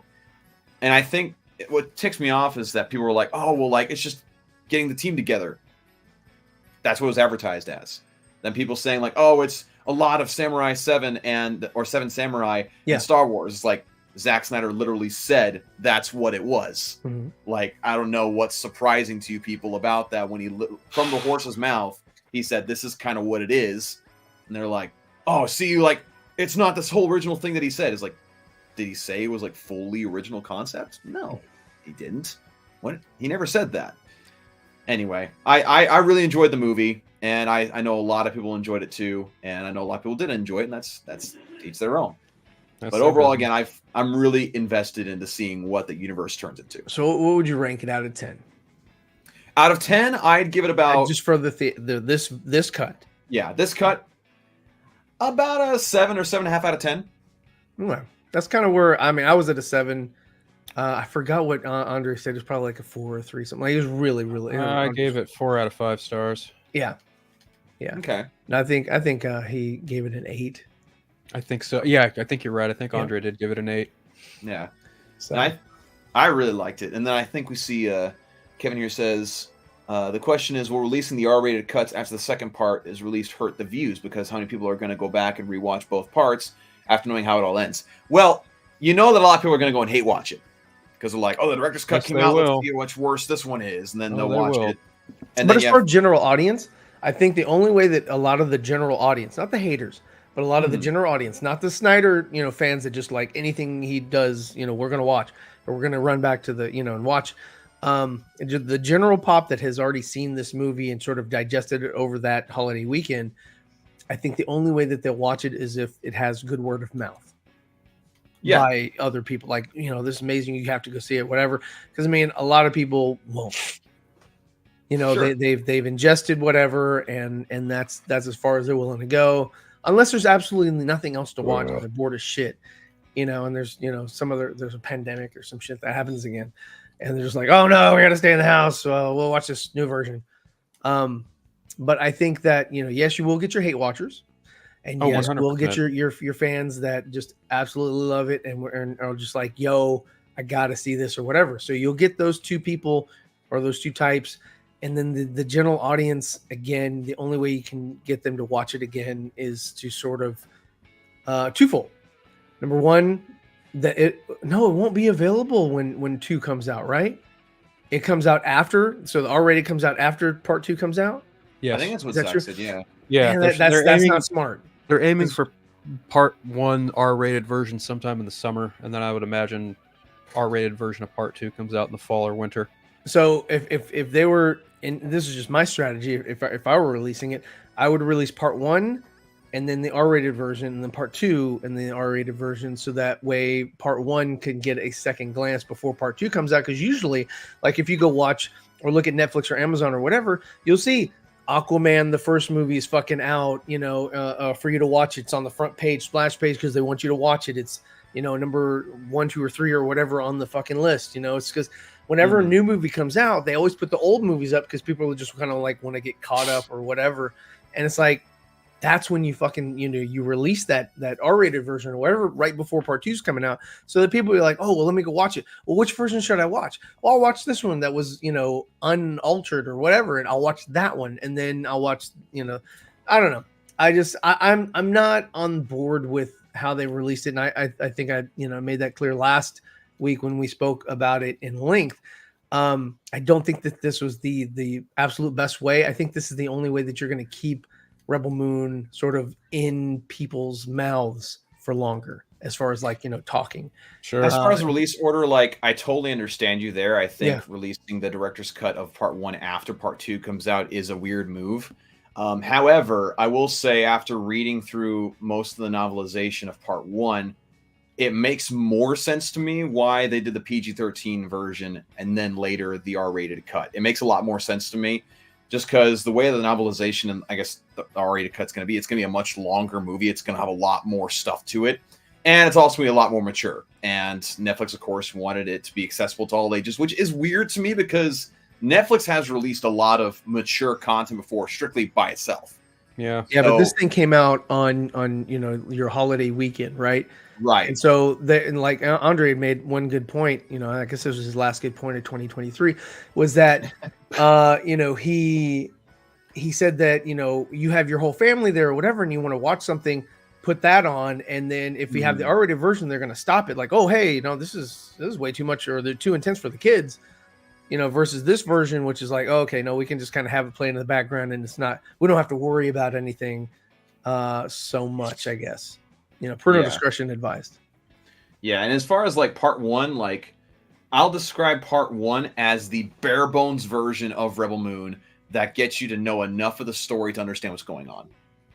Bare bones. That's as much as I describe that PG-13 version. Okay. And so again, if people want to understand the story and like don't really feel like watching a ton or long runtime, they can watch the first version, get the basics of it, get the basics of the world around it, and then watch the regular version of Part 2. And then again, if they want to dive back into more and get more content and a little bit more backstory, if they're curious about things, watch the director's cut. So again, it just makes a little bit more sense to me, but it's still just an odd approach that I don't really quite understand yet. But I think it's starting to make more sense to me. But anyway. All right. Yeah, that. I second it, sir. I second that. Most of it. So, guys, my most anticipated list of 2024. Oh, yeah. Is coming out. I don't have them in any special order because, there's just too much coming out. But yes, I'm interested in Gladiator 2. I'd have to see a synopsis or a some trailer to gauge my interest. Right now, it's not that high. Madam Web, I do want to watch. I'm interested in it. I thought that was a pretty tight trailer. It wasn't the greatest, but it wasn't the worst. Beyond the Spider-Verse, I want to see that. Oh yeah, I forgot that's coming. Wait, is that coming out this year? I don't know. Which one? It's in post-production. Which one? Beyond the Spider-Verse. No, I doubt it's coming out this year. Okay. If it does, then that will make my list. Sonic 3, I want to see that. I like the other two. You know what? You're right. That's one I totally forgot about. Sonic 3 with Shadow. That's going to be fucking bonkers. And I'm here for it. I will watch Venom 3. Beetlejuice 2. I'm interested, but I still have to see something. It's awesome that you get your, a lot of the old cast back, but it doesn't necessarily mean that you're going to have a banger. It might just be silly. Okay. Mufasa. I do want to see that. What? They're making a Mufasa movie. Yeah. I want to see that. I'm not completely fucking sold on it, but what I am sold on is fucking Kingdom of the Planet of the Apes. I want to see that. Oh yeah. I saw a trailer. Thank you. I I saw a forgot trailer about when I that saw one too. Godzilla, and I was like, "Oh shit, no, this looks pretty good." Great. Who's directing that one? Wes Ball. Oh, okay, there you go. He's on duty for Legend of Zelda as well. Oh, okay. Interesting. Okay. So it'd be a nice little audition for him. I don't know if this comes out in the theaters, but I am interested in the Lord of the Rings War of the Rohirrim. Don't care. Let's see. I don't care about that. Okay. I'm not a Lord of the Rings fan. Oh, I am. I'm not a fan of the television show on Amazon. That was stupid. Rings of Power. Yes, that was not good. I didn't like it. I like pieces of it, but not a lot. That show spit in the face of so much of Tolkien's lore. I'll watch Craven, but maybe not at the theater. Ghostbusters, fuck yeah, I'm watching in the theater. Dune Part 2, yes. I will not be seeing Bad Boys 4. Don't give a shit. Coyote versus Acme. Let's see. Did they say who's distributing that now?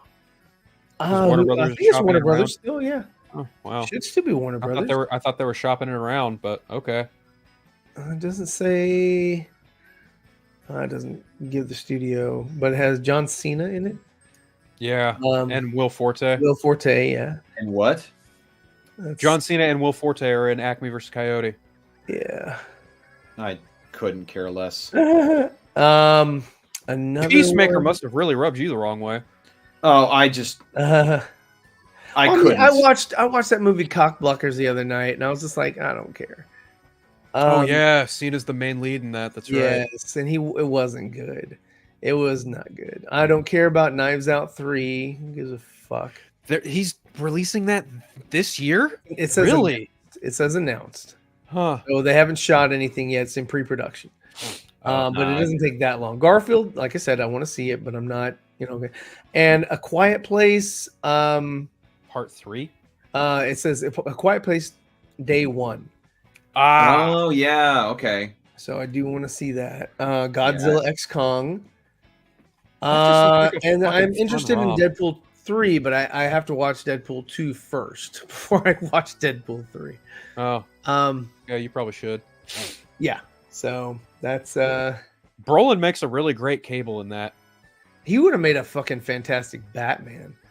And his dad would have been a fantastic Batman. I'm not quite sure how I feel about Josh Brolin as Batman.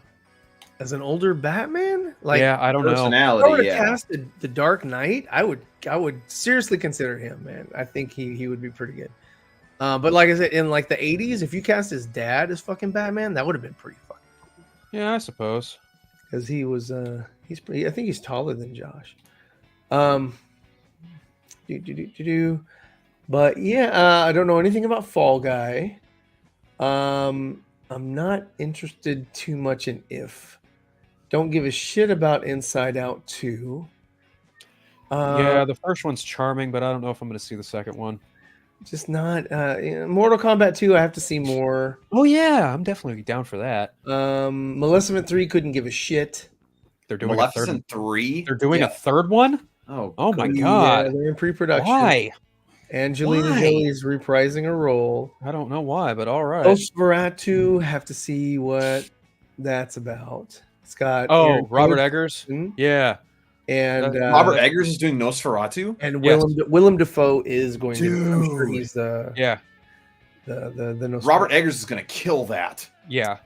So yeah, that's another one I forgot about. Definitely interested. Hellboy the Crooked Man. That's animated, if I'm not mistaken. But that's a good call. For Hellboy, that's a good call. Let's see. Yeah, when all else fails in live action, go animated. Yeah. Hellboy learned that the fucking hard way. Yeah. Because what was the last one called? Something Blood Queen or some shit like that? Wasn't it just called Hellboy? Oh, you know what? It might have just been called Hellboy. So I want to see Berserker with Keanu Reeves. Oh, that's right. He's doing a live action version of that. Let's see. That should be cool. Wait, he's doing a live action version of his comic? Yes. Yes. Dude. Okay, I'm down for that. I didn't know that was happening. It really helps when you executive produce. One thing that made me laugh when you were reading was Twisters. That's right. They're doing a sequel to Twister. I forgot about that. No. Yeah, they are. Why? So Because many. it's Hollywood. They're all about sequels. yeah.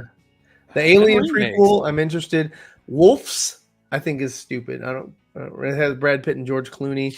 I know that is Dawson's favorite Batman, but I'm not really interested in that. He's pointing up. Take a good hard look. Let's see what else is there. Dipper-dipper-doo. What is this? No. Final Destination 6 could give a shit. Oh wow. Metal Gear Solid. What? Oscar Isaac is in Metal Gear Solid. There ain't no way that's happening. There ain't no fucking way. They It's haven't on even filmed IMDb. anything. They haven't filmed anything, so I don't see how that could be It's even. pre-production. That could mean anything. It could be in It pre-production. doesn't have to be released this year, but it's in pre-production. To be fair, that movie's been in pre-production hell for a long time. Yeah, that's not coming out this year. A movie like Metal Gear Solid, if it hasn't even started filming yet, it's not coming out this year. Let's see. The Wolfman. Who's behind that one? Christopher Abbott. And the director is Lee Whannell. Lee Whannell. Oh, Lee Whannell did Invisible Man. Oh, okay. Oh, yeah. You know what?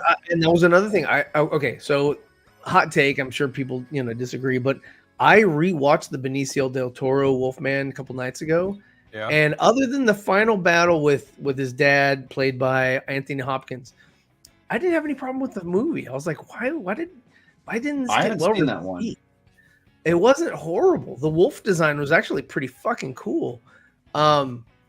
The only problem that I had was the battle at the end between he and Anthony Hopkins. It looked kind of ridiculous, but I was like, other than that, I was like, Hugo Weaving was in it, and I don't know, it just wasn't bad. It wasn't horrible. I was like, it didn't deserve that much scrutiny. Wasn't it going to be part of that Dark universe, or was that before? That was all. No, that was before. before. The first one in the Dark universe was supposed to be Tom Cruise's Mummy. Yep. Yeah. And then With Sofia Boutella. Yes. And I think that's her other claim to fame. Is that movie, because I don't remember her being in any other film. She was in Atomic Blonde. Yep. And she was also, wasn't she Madonna's background dancer, or somebody's background dancer? That's okay. I mean, something like that. Wesley Snipes was Michael Jackson's. That's a whole lot. Was really? Yeah. I did not know that. Yes, he started out as a dancer before he got into fight choreography and all that. No, that is not happening. That's funny. What else is there? I don't see anything else. Legally Blonde 3. No. We're doing a third one? Doing a third one. All right. I guess. Reese Witherspoon reprising her role. Yes. Yeah. Oh, geez. Like the daughter. I don't know. It Don't probably care will about be. any of these other films, and some of these I've never heard of. So, here you go. You might like this. Charlize Theron is going to be in Atomic Blonde 2. Let's see. Interesting.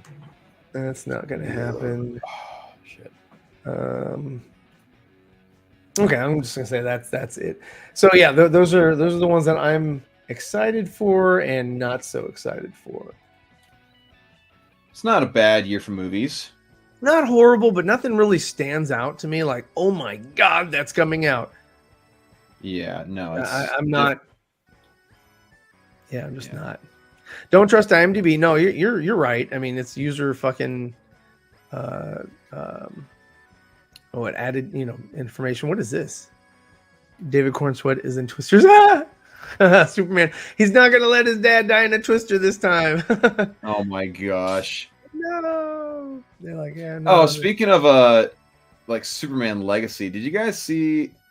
I don't know if like this is actually a real post, but apparently it was like James Gunn's post of like him with some people on a yacht and like saying like this is not a cult, like something like that. Did you guys? Any of you guys see that?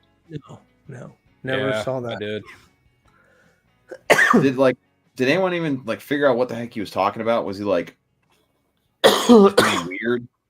Don't have a clue. No. Okay. No, you're gonna have to do some research on that, buddy. Ah, well, if I cared enough. Which I just don't. Honestly, it just doesn't matter. So, what do you guys think of? I've heard rumors about T'Challa and rumors about Kang. Like as far as recasting? As far as recasting for both roles. I mean, yeah, I mean it's what you do when you need a role filled and someone can't fill it, like you recast. I mean, it's I don't know. With T'Challa, it's a sticky situation. Please plug the professor in the back. With T'Challa, it's more a sticky situation because you have a guy that died while he was still associated with the role, so like you have to be a little more sensitive to that. Kang with that situation, just recast. Yeah, recast the role. I don't I forgot understand who they pinned as far hard as conclusion to come to. The person who's supposed to take over. Who is? Let's see. Coleman Domingo, I think his name's been thrown around. Let's see. But other than that, yeah. Roll. What about I know one that's been thrown around is it Denzel Washington's son? John David Washington, you're right. Yeah. I know people have said his name a lot, and I mean I could see it. He's a fine actor. I wouldn't be opposed to that, honestly. Neither would I. Then again, I've never seen him in like a exciting role. I mean, I loved him as the protagonist in Tenet, but I'm on an island in that. I mean, I liked it too. He just wasn't a very exciting character. If I could hear what was going on in the movie. Yeah, there were a lot of sound issues in that movie. I had trouble hearing it too. Which is so weird that like a Christopher Nolan film had such technical issues like that. Yeah, well, I mean, I also for Christopher Nolan couldn't fucking understand what the hell Bane was saying at times. Yeah, not a lot of people could. So he's just like, yeah, make him struggle. Make him pay attention. Yeah, yeah, yeah. They need closed captioning in the theater. Oh, that'd be so helpful. For his movies, yes. Let's see. That's cool. Let's see. Let me jump over here. RJ is saying there's already an actor being rumored. I forgot his name though. Coleman Domingo, I think. Okay. Wait. Okay. Yeah. Usually RJ is pretty on top of the Marvel stuff. Yeah, that's his field. He had a channel called Marvel Mania, if I'm not mistaken. Yeah, he did. I remember that. That's true. He was the Marvel Maniac. Marvel Maniac. He's a maniac. So, I guess make us act. So what are you working on there, Dawson? This is I'm working on a pinup for a book. Ooh, sexy. Yeah. Well, what was her name? Oh, Lord. You're the second person I've told today that has reacted that way when it's a very common comic term. It's a very common term. I agree. For comics, anyway. No, it's cover art. Oh, okay. So just working on that for a creator-owned book right now. I've been meaning to work on this book or this pinup piece for past week. I just was too busy traveling and visiting with people, and it's been a pain. But yeah, I've also been working on that Spawnuary challenge, in case people have seen that. I mean, you guys know what that is, right? Yeah, you sent it to us in the group chat. Oh, I did. Yeah, that's right. Yeah. You made us. Yeah, it looks cool. Yeah, because I spam my art to you guys. No, you don't. I know. I'm just kidding. Yeah, so I've been working a lot on that. I have a thumbnail sketched out for a Haunt tribute cover, So I guess I'll show you guys that thumbnail for that. This is kind of what I'm going for with that.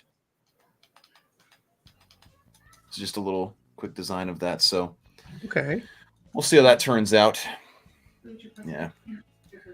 Yeah, just working on that little by little and all that good stuff. I'm trying to remember if there was any other kind of like news besides the Steven Yeun. I mean, that really wasn't news because he didn't like have the role and do like if he did that and he had like a costume fitting and shit and all that, and it was like, oh fuck no, but that didn't happen. So it's like, nobody's like, I'm sorry, what the fuck? Well, some people are fakely anyway. Yeah. I mean, that's going to be the easiest role for them to recast. Doesn't even matter because Sentry is a fucking no-name character that the general audience does not know. So whoever they get is whoever they get. That's really all. He's about as well known as Adam Warlock, right? Yeah, that's a perfect comparison, Ryan. Yeah, Sentry is about as well known as Adam Warlock was. That's very true. We all saw what happened with Adam Warlock. I mean. Okay, well. That was all of our reactions. I'm fucking serious. And the fact that he's got like the whole Guardians crew coming back to work on Superman Legacy, I'm like, oh, great. So that means we're going to see a bunch of like aura shit flying around with Superman. Great. It's going to look like crap. Yeah. That whole Adam Warlock thing was so underwhelming. Yeah. Adam Warlock, I swear, like, you talk about, as a comics fan, one of the most powerful beings in the Marvel universe. And your first introduction to him is this slow, like really lame-looking flying shot. It was so unconvincing, and I'm just sitting there like, this is how we're introduced to Adam Warlock. You can literally tell that he's just planking on a table. Like, no joke. If I had any hard criticisms against Guardians of the Galaxy 3, it's all centered around mostly Adam Warlock and how bad the flying looked, and just how genuinely bad and developed that character was. Black Adam with like that zoomed in perspective, like fisheye lens almost. Yeah, I can't disagree. Yeah, like it wasn't great, but I think it still looked better than Adam Warlock did. Yeah, it's the whole Adam Warlock thing just looked so. It looked bad, so rough. It did not look good, and I'm like, okay, we're bringing this crew back for Superman Legacy, and you guys are gonna do this. All right, cool improvements. Fingers crossed. I'm not gonna hold my breath. Neither am I. And also, like my breath. Yeah, but like also with Adam Warlock, to me anyway, it just felt like he was clearly an afterthought when they were making that movie. Yeah, where they just kind of forgot, like, oh crap, like we actually promised this guy, and then they put him in there, and they had the stupid Adam God painting homage thing. It's almost like they didn't know what the fuck to do with Adam Warlock after Infinity. It's like if you were going to introduce this character who has such large ties to Infinity Stones, you should have done it during the Infinity Saga. But I digress. That's also assuming that, Disney overall has an idea what they're doing with their characters after their saga.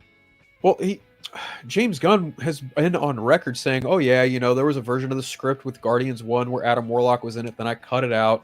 And then in Guardians 2, we wanted to do him again, but then we couldn't, so we just gave everyone a tease. And then finally they were like, yes, Adam Warlock is going to be in Guardians 3. And I was like, oh, cool. Then we got what we got. And I was like, oh, great. Yeah.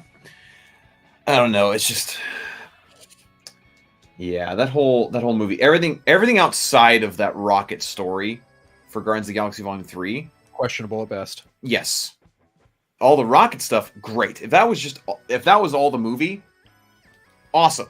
I'd have loved it. I'd have been like walking out of the theater saying, "Hey, that's a fantastic job. That looked all stellar." But then they went and got rid of any.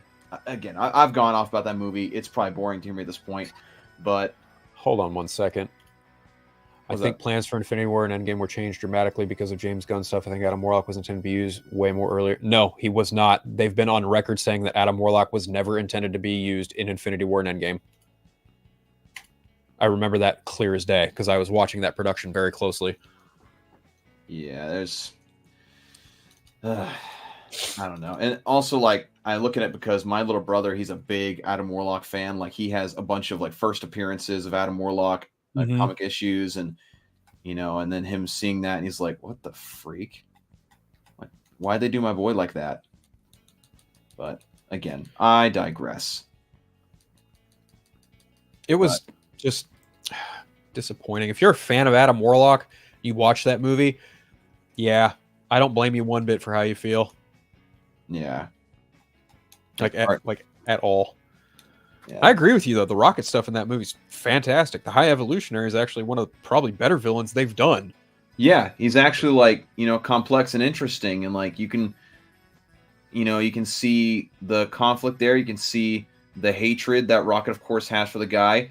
Although, of course, the whole Rocket deciding to pull a Batman at the end and not kill him was stupid, in my opinion. It's like it's completely in Rocket's character to kill him. He had every right to kill him, and no one would have been mad if he had killed him. More than justified to do it too, and they just didn't. And I've pointed this out before. Like, it's become such a common thread or a common story trope where heroes are like, "No, I will not kill. I will not kill." It's like, you know what? You're talking about Batman? No, we're talking about Rocket Raccoon and Guardians 3. It's just like sometimes you got to kill as a hero. Sure, you just got to. Yeah. Impossible situations require impossible solutions. Yeah, like soldiers in a battlefield. Right. They have to kill. Yes, none of them are murdering people; they're killing them. It's the difference. The intent is different. Exactly. It's not just premeditated. It's not like, okay, I'm going to kill that one guy. I saw him in the hut the other day. I got to find him out and kill him because he's the one. Like, yeah, I don't know. People just get all upset. I have to get his brother too. And they're like, you can't be a hero if you're killing. Is like, that's just such BS. And it spits in the face of reality. And it's just a lazy writing trope. It's like, how can we make this hero look heroic? Make him not kill. Simple. It's lazy. Very the best sort of scenarios are like when the hero fucks up, and it's like, now he's got to learn from it. He has to fix it. He has to find other ways. He's confronted with something he's never been confronted before, and not every single hero makes the right decisions at every single time. Right. So that makes the most compelling stories is the ones that like mess up but have to like learn from their mistakes. Exactly. And then they have to deal or live with the mistakes they've made. Yeah. And overcome them later on. It makes it a more human story. And when you take away that aspect, it makes it boring. It makes it predictable, and it makes it what's the term I'm looking for? It just makes it like childish, in my opinion. Cheap. Yeah, boring is a good word. Cheap, yeah. All those are accurate. All those are very accurate. God damn it. You miss out on a shiny? No, I'm fighting a fucking boss in Kingdom Hearts. Oh, the first one? He made a new Pokemon. Birth by Sleep. It's the prequel game that came out on PSP, and then they remastered it for PS4. Oh, nice. I'm looking to pick up a copy of the first one on PlayStation 2. Now, I can agree with RJ on this. And Batman 89 kind of started this right here. Superman way to did it about having to handle dramatic tension or long-term storylines and consequences. No. Here, let me tell you something. The first part I agree with is that it is can lazy be and overdone. Like when he killed the Joker and he killed Penguin and he killed Two-Face and his I mean and then every other superhero was like, okay, the villain has to die at the end. It's just like, no, dude, the ones that are better are the ones that like where the villain has time to like rethink and like, holy shit, how am I going to get him? But like, I kind of agree with the first part. It can be lazy, but I'll tell you this right now. There was, when they first made the whole like heroes don't kill thing, especially in comics, that wasn't because I thought that was the more interesting thing to do. Is because they wanted to keep around popular villains to keep selling books. Yes. And so they keep relying on that so they don't have to kill off villains. And so they can fall back on, well, like for instance with Batman, when he says, oh, if I kill, I'll just become like the other villains or I won't ever stop. To me, that's just lazy because that's just nonsense. Right? Like, you're telling me that Batman can't just kill Joker and then never kill again? Kill a guy who's killed thousands, if not millions of people, depending on the story or arc you're talking about? You tell me you can't just kill that guy and be done? To me, that's just nonsense. I mean, that just doesn't make any sense to me. So, to an extent, I can agree, but I think the whole heroes don't kill thing has been done so much that it's an easy button in writing. Heroes don't kill. Boom. He's heroic. And I just don't vibe with that. Let's see here. Super movies killing off villains as one and done movie was one of the worst trends in the genre. It can be. If the villain's not well developed. Sure. If the villain's not well developed, then it can be. Now, if you have maybe the villain in one movie and then like it ends on a cliffhanger where like you save the day, but you know the guy's still out there, and then the next one you kill him. Yeah, because then at that point you've developed repertoire with the villain. At that point you've kind of developed this sort of distrust or disdain for that character, and you've seen them do these terrible things. Now you can kill them off. Yeah. So yeah, one and done. I can understand the distaste for that. I can Yes. absolutely understand that because again, that makes it where you don't have to deal with things later on. Right. I get that. But never killing them, that's where I have an issue with.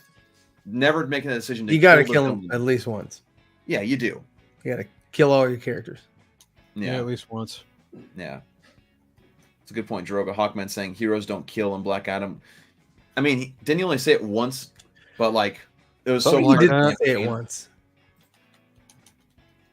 When they were in Dr. Fate's mansion that he borrowed from Professor X. Yeah.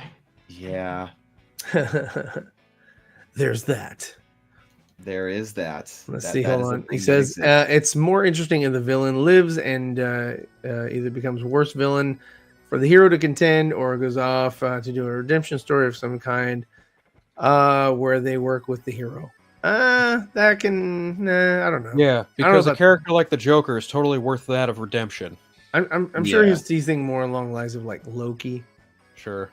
Yeah, Loki and the sometimes Joker it are two works. different characters. Yeah. No, they are. See, plus to sometimes kill it the works. villains, you're scrapping or you're scraping. I think he means scraping. You're scraping the bottom of the barrel for who the hero has to face. Imagine if Batman killed the Joker and we didn't see him again. Oh wait, they do that. Yeah, I mean, there's plenty of different runs. Like you can kill the Joker in this run, but not in another run, and it's not going to like destroy the continuity. of the Also, whole there's a fucking universe. solution to that. There's a solution to that. Issue called- number 1. yeah. But there's a solution to that. Write more interesting villains. Like for me, Wow. Well, look who showed up late to the game. Have y'all seen the Anakin versus Obi-Wan Clone Wars animation? Hello. Hello. Are you advertising for news. these people? I mean, we did this shit at the beginning of the damn show. Where you been? Go back to bed. old news. Go back, Go back to to bed. bed. What was I saying? You're talking about how Joker can't die. Oh yeah, like for me, it never made sense that all the villains in Batman's Rogues Gallery are alive at the same time, Yeah. Yeah, or I like suppose that makes active sense. at the same time. Yeah. Because that's just too much going on. So like for me, it's like you have villain rise up here, then another villain here, and then but them all existing at the same time. Like if they all existed at the same time, they could just overwhelm Batman. Well, yeah, So- that's why he's crazy. But no, I don't. I personally don't have a problem with them all existing at the same time. I have a Neither problem do with I. them all, performing coups at the same time. There's you a know. story that actually goes over that. It's called Nightfall. Bane breaks every single villain out of Arkham Asylum, and it's literally meant to overwhelm Batman to the point of near physical exhaustion so he can break his back. Yeah. So you learn something new every day, Dawson. It lead. I knew that. It Yeah, leads to yeah, his yeah. downfall. Maybe you should become a Batman fan. Wow. Let me introduce you to my entire shelf of Batman. Is That's not it even there? on Is my list. Nightfall there? I have a digital And version. then of after Nightfall. that, do you see Night Quest? And then Night's End. I do not I have think physical his copies of that. shelf is too short or too small for that. Where's your shelf, Ryan? I don't have a shelf. My shelf is right up here. Mine's over there. Yeah, he's got a shelf. See, I don't do. question Phil. I question you, Ryan. He wears his Batman beanie. So Batman's my Yeah. guy. yeah, we all know that. For you, we're not sure yet You who freaking your kidding guy me? is. Yeah. I have a lot of guys. Oh, whoa! Hey now, hey. Only now. Ryan Let's can make calm that down there, dirty. buddy. Calm Only down Ryan there, can make that buddy. dirty. But Batman is one of them. Oh, he's one of That your is one of them. guys. All right. Nice. I mean, I think that's Let's pretty see. clear at this point. Cortez says, I feel like it depends on the villain, like Two-Face. He's there is hints he could be rehabilitated, but characters like Joker, who's made it clear that he won't change his ways, would be justified. Perfect. Yes, that's a great way to put it. It depends on the villain. It shouldn't just be all across the board like I can't kill any villains. You have to have some. Why do people live in Gotham in general? I don't know. Maybe it's cheap living. Maybe It is. Cheap. The housing market's pretty good there. Crime ridden as all hell, but cheap as shit to live in. All thanks to Amber. Amber Heard? What? He says all thanks to Amber. Yeah. I'm No, assuming this he should be means going Amber for Heard. Maybe. I don't know. Like 15 minutes behind. Love Tenet, by the way. And it's great. Yeah, I liked it a lot. It was an interesting concept. I liked the way shit was shot in reverse. I liked all that. It was pretty cool. But I had a problem with hearing what the fuck was going on. I don't That's doubt that if people want to talk about Nolan's quote worst movie, it's either going to be The Dark Knight Rises or Tenet at this point. The Dark Knight Rises is for me his worst. That's understandable. Yeah, Completely. Because that movie made a lot of choices. It did. definitely made a lot of. The lot of bat choices. was one of them. Oh God, yeah. That was The what? one of the worst. Bat? And Batman running around in his outfit in the daylight when it was more like a spongy, like it looked like just like a onesie. You know, it was padded and his armor, kind of moved like fabric instead of, it just looked bad. It looked bad. It did not translate well for that film. No. And then Levitt, Yeah, Jordan Robin. Gordon- yeah, That's that was Levitt. so bad. I remember watching Ugh. that theater being like, what the hell? What is this? I like The Dark Knight Rises, but it's the weakest. I don't like it. I just don't. There's nothing really good in it. And yet a enjoy Catwoman that wasn't Catwoman. She just had she had glasses that she put up, and that's like, okay, so you're Catwoman. That's dumb. She was never called Catwoman in the Never movie. called funny enough. Catwoman. Never called Catwoman. Not once. And she could ride that bike like a fucking boss. Like you've never like I couldn't ride a fucking bike that easily. Like Ryan that. never learned how to ride a bike. You heard it here first. I've never learned how to ride a bike. Good God. The Dark Knight Rises is better than the Batman? Oh no. No. I can't agree with No, that. I don't agree but with that. I can't agree with Batman Begins is better than the Batman. And I think that the Batman That's more of a conversation. I think That that is the absolutely more of a Batman, conversation. because of the time it came out, borrowed a lot of stuff from Batman Begins and the Dark Knight together. I think in certain respects, yeah. I suppose. I mean, I'm sorry, but it definitely influenced Matt Reeves, which, I mean, it's not a bad thing. You're making the same fucking Yeah, character. but you can make the debate that any of the prior Batman movies influenced Batman. Adam West? Yeah. Oh yeah. To an extent. That influenced Schumacher's Batman. And to some yeah. extent, the Batman. Yeah, with Was he- costume design. He deliberately used villains from the Batman 66 movie. Joker, Catwoman, Penguin, and Riddler. Oh, that were That's all in- true. Yeah, I still remember when Matt Reeves came out and said that the costume but not would be official inspired. for Joker because he wasn't really Yeah. there. But I still remember when Matt Reeves came out and said that the costume would be inspired by Adam West's Batman, and I was so scared. I was just like, "What are you doing? was What is terrified. this going to be?" I Dawson had heart actually palpitations. like it. I did. I don't like it. Oh man, that was. Let's get Yeah, Andre to Susan talk said about the that. ears. Oh, He God. loves those ears. He loves talking about the ears, yeah. Yes, he does. I have- And the cheek. The cheek. He had a problem with it being way back here. He was like, I don't like the way it looks. That costume grew on me a lot. I like getting I used like to. the cowl. I like the what is that? It was on the cape. collar? It's the collar. Yeah, I like that. The only thing I don't like is his bat on his chest. Because it's like, I just didn't like it. it's also apparently the only batarang in the movie. And he used Yeah. it like once, One and it time. was like, what? Like, you should be using that thing a little bit more than that. It was a Just, utility knife. Yeah. Like, yeah, something like use it to fucking feed yourself, or like here I'm gonna use this to spread butter on my toast. You But, used it as a kitchen knife. He just didn't use it. He used it one time, and it was very. It didn't sell it for me, and And everybody was like, that's the gun. He cut it in half and put it on as a reminder for his parents. Oh, it's that sentimental value. And it wasn't. See, I bought into that rumor because it made sense. Should have fuck bought into it. But what I liked better was what they did in the comics, which makes more sense, is that he fucking took the gun and he molded it under his suit. Yeah. And I like that story. Yes. Put it on the more vulnerable part of his suit. Yes. And so I like that more. Yeah. So it would have been an adaptation of that idea had it actually been what they were going for. Which, like, again, I was a big supporter of that idea. Like, I thought that was a really cool concept. But regardless, they didn't do it, and that's fine. They did not. It is what it is. It's not fine. It's not going to be fine ever. It'll never be fine again.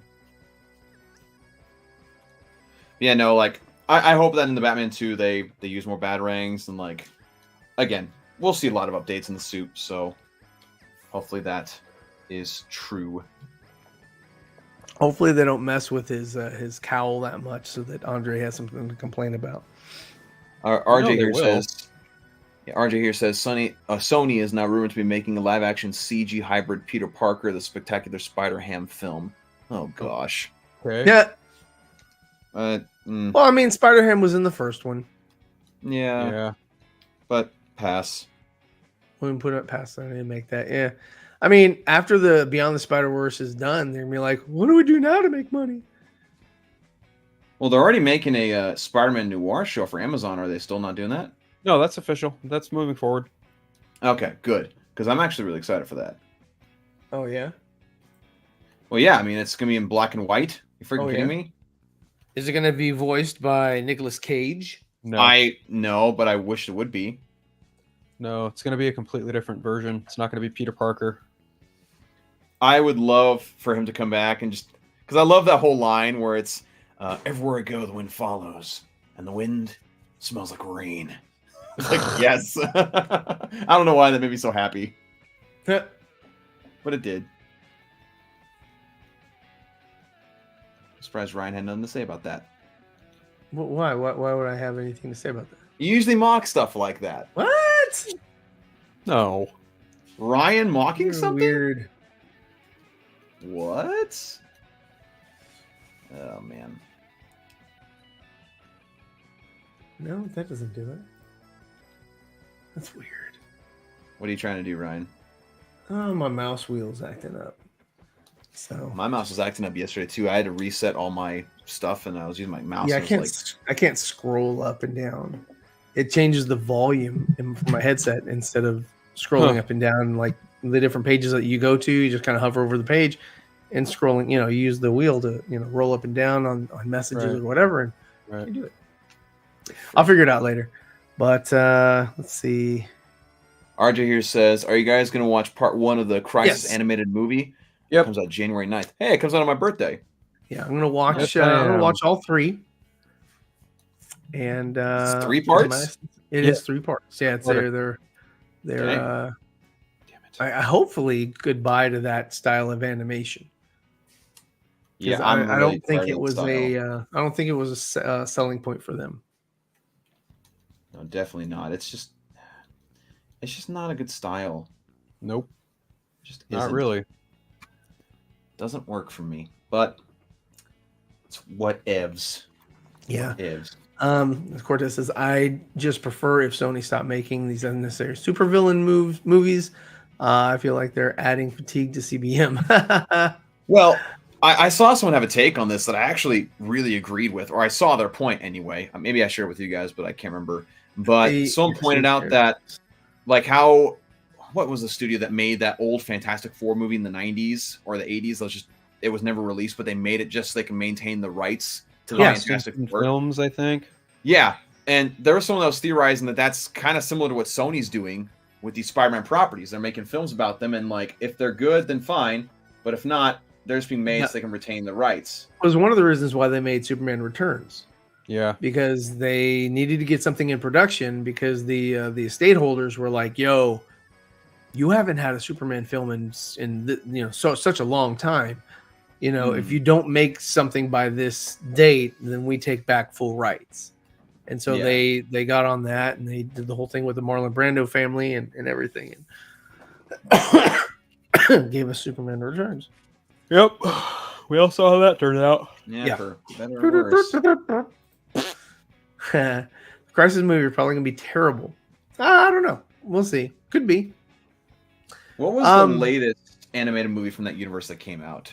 Justice The League last War one that World. was good. Yeah, I haven't seen War World yet, but the last one that I saw that either. was good was the Long Halloween, which wasn't bad. Yeah, I enjoyed that one a lot. Of course, That one was Batman's good. easier. In my Yeah. opinion, Batman's easier to translate story. Especially in and still- animation. Yes.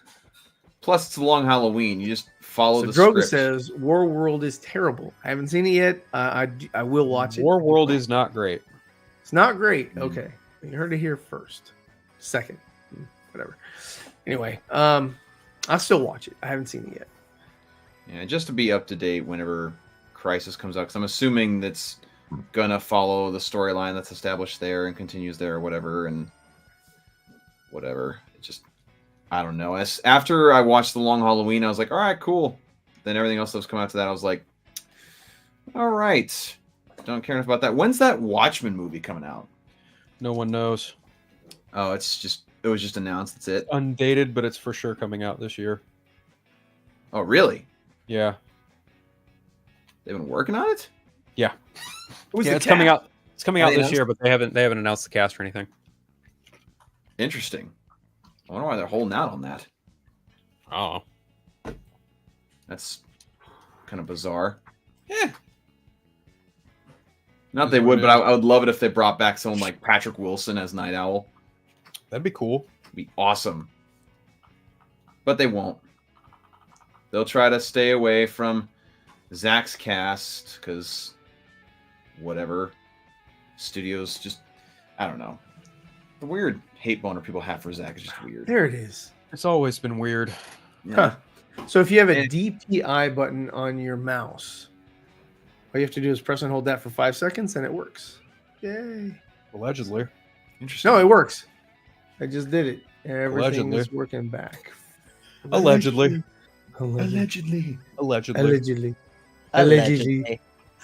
Ooh, wow. Man, Yes. nice. What? Hmm.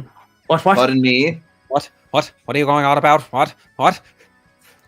Pardon me. Do you have any Grey Poupon? Ah! That's great. Oh man, I need to rewatch Wayne's World. That movie just keeps popping in my head past couple weeks, and I'm just like, I just need to rewatch it. It's gonna be too long. Way too dang long. damn! Ugh. I'm now seeing David Ayer's tweets. Holy shit! Oh yeah, you're not just now seeing him? I'm just now seeing them. Yeah, Yeah, he's been going ham on letting people know, like, hey, I'm just done with superhero stuff. I'm letting people know, like, yeah. I mean, look, Which he is did his movie, right? He's done. Yeah. He doesn't want to, I mean, there comes a time where you have to put a cork in it. He's, like I said, he spoke with James Gunn. They even tweeted about that shit. James even tweeted about it, like, yo, I spoke with David Ayer. Yeah, his version needs to be seen. And they just kind of let it. That's where they left it. And, but everybody still, is just like, oh no, we can't let it die. And because, I mean, people are afraid, like, if you don't say anything, it's going to go away and you'll never get it and you'll never see it and whatever. It's like, dude, there's a time and a place for things to be released. And, Mhm. spend, if that's the way you want to spend your time just retweeting that or whatever, release the haircut. Great. Good on you. But that's not going to change the tide. That's your voices aren't going to change much. The only way you're going to change much is if there's something catastrophic. I know a lot of people are pointing out that, like, James Gunn was like, oh yeah, it needs to be seen, and now it's like, well, it's not going to happen, and that's like, well, that's quite the turn. But again, it all makes sense just because, again, we've talked about how James Gunn's establishing his own universe and doesn't want anything undermining it, and it's whatever. That is a fucking crying shame. Yeah, But it's it is what it is. It is also what it I find is. I find it funny that people, like, when David Ayer said, no, I'm done with superhero movies, that they were shocked. It's like, dude, he hasn't done a superhero movie since 2016. Why are you shocked? Yeah. Like, he's not currently doing them. Why would him saying I'm not doing them anymore shock you? Yeah, right. There's like, oh man, this is it's ridiculous. Like, okay, what'd you expect? What'd you think he was doing? Not superhero movies. Yeah. And like, honestly, good for him, because it's almost kind of like how I feel with artists and writers who are leaving the big comic companies like Marvel and DC and going and doing their own thing. It's like they're gonna have the opportunity to do some more interesting stuff, more unique, interesting stories that they're passionate about, that they have ultimate freedom to do. Yeah. Same thing with movie directors. If they're out from under the umbrella of these big studios and big studio productions, then good for them. They broke out. And that's great. But that's just my take. Nice. You know, all of that's just really unfortunate. They did him dirty. They should have let him have his cut scene. They should have, to be completely honest, they should have released it right after the Snyder Cut, just to get it out, get it done. Yeah. You know, like if you like the Snyder Cut and you like this one, great. You know, we're not gonna change what we're doing here. We're not gonna amend any of our plans or whatever. But you got these things. Here you go. You saw them. Good for you. Move on. But and it just emphasizes the truth that Zack Snyder's movie being released was not out of the goodness of Warner Brothers' hearts. No. It emphasizes the fact that they were launching HBO Max during the pandemic. They needed something to bring in streaming numbers, and Zack Snyder's Justice League was right there for the taking. And so it shows like, oh, okay, well, we're not going to do David Ayers because, well, we have no real need for it. So they're not going to do it. Right. And again, we've all stated how much we want to see David Ayer's version of the film. Like, I think that's pretty well clearly stated at this point from all of us. It just sucks for him. But he seems like he's at peace. He's like, you know what? I'm done. It's been such a burden on his life from everything that I've heard him say about production of the film, about post-production, about how the movie was received. Like, hearing him talk about that whole situation on the, what podcast was it with John Bernthal? Gosh, I can't remember, but the way he described how he felt after all that went down is just like, yeah, good for you getting out of that, honestly. For sure. 100%. For show. Ho for show. Well, guys, we have reached the 2-hour mark, where we like to leave things. We appreciate you guys interacting with us in this new year. There's not a whole lot of news that we could cover today, but still wanted to have a nice get together with you guys and just kind of chat it out. And in 2024, which for some reason Dawson can't believe that we're in 2024. Well, that's just weird. And next year will be 2025. I mean, yes, it's totally inaccurate as far as what year it is, but whatever. It is what we call it, and it is what we will say it is. But anyway, going around the horn, we'll start with Phil. Phil, are you doing your DC United? Or I've actually been thinking about doing a second stream for DC United, going over what the hell happened with DC movies in 2023 and having a solid conversation about that. Haven't quite put down a date for it yet. It's not a very active channel, honestly, but me and Craig did do another episode of The Eternal Night. I released that on January 1st, bringing the new year. We did a review of Merry Little Batman, talked about some other stuff. Oh, yeah, I forgot about that. I forgot it was coming up. It came out last month. We were trying to get one out earlier, but Craig wound up getting COVID, so that delayed things quite a fair bit. Anyway, yeah, if anyone wants to follow me, it's just at Unfiltered on Vero, Instagram, Blue Sky, Threads. Yeah, that's about it, because fuck Twitter.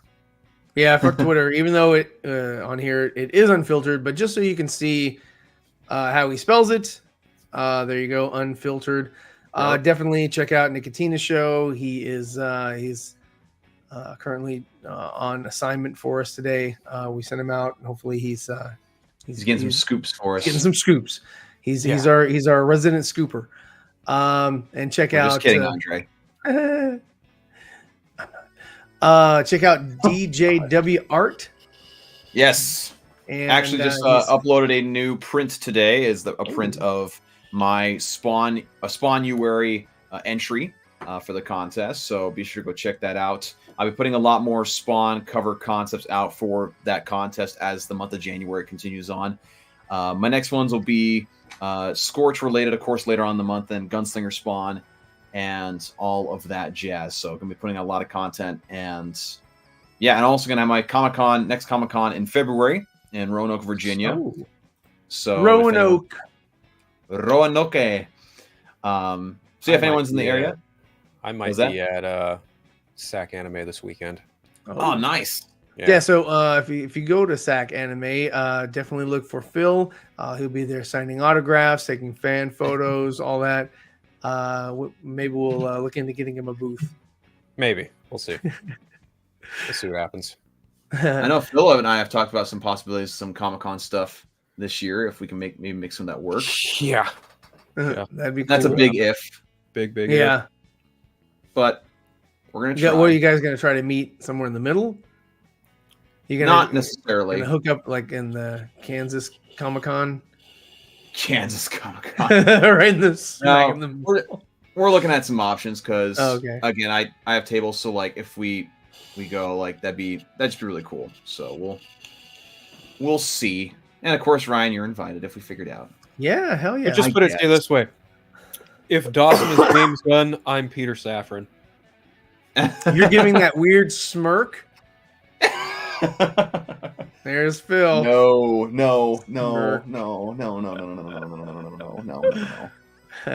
It ain't me. Guys, thanks for watching. Better than let me add this on here. Check out my art. I've been putting it on Instagram because that's pretty much the only place I'm putting things out right now. Maybe TikTok a little later, but for right now, I'm just putting these things out. Been drawn on here.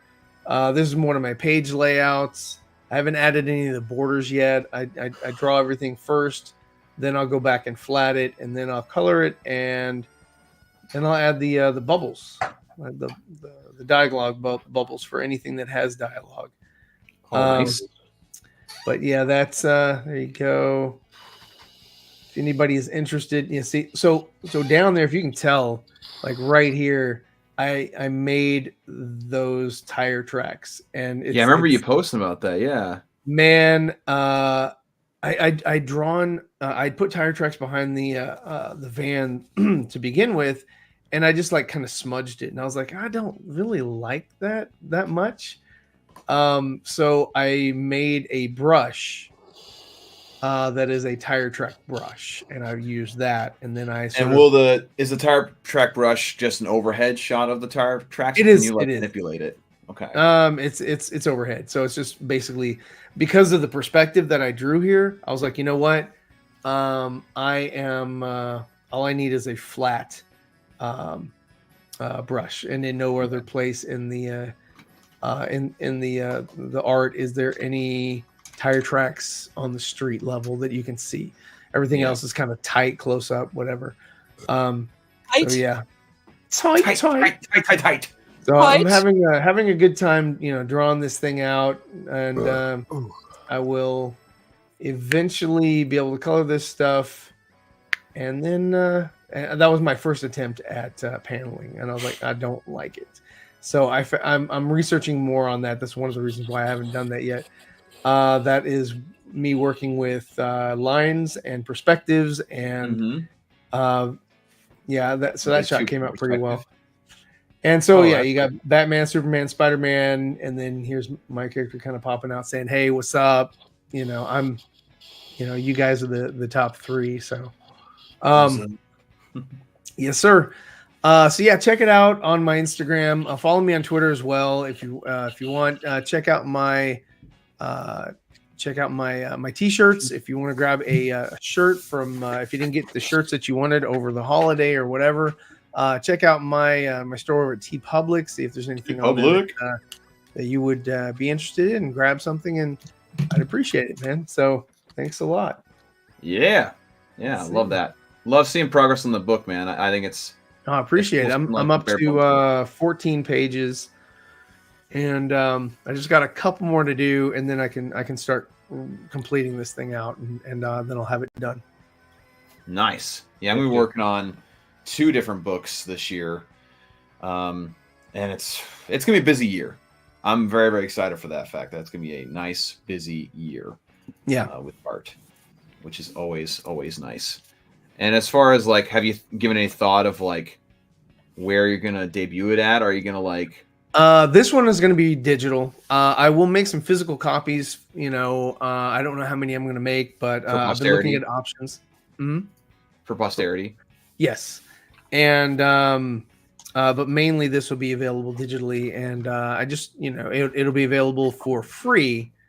And then I have a story for the character that I want to kind of tell or whatever, and I'd like to maybe start up a GoFundMe or something like that, whatever those things are, Kickstarter, and try to do that, because I mean I'm doing this in my spare time. If I could get some more help as far as like focus, freeing up time for focus, then I could get it done pretty quick. So. But yeah, I'm just doing things as I can, and it's challenging because I do it like during when I first wake up at 5 a.m. Or lunch, or in the wee hours of the evening when everybody's asleep. So I try to not really bother anybody else in the house with that, and kind of give everybody my attention. So That's fair. Yeah, it's just but it can get taxing over time, and you can get very tired and get real burnt out trying to handle it that way. But that's what I'm doing so far. So but yeah, it's a fun process, and I like it, and it's all me, and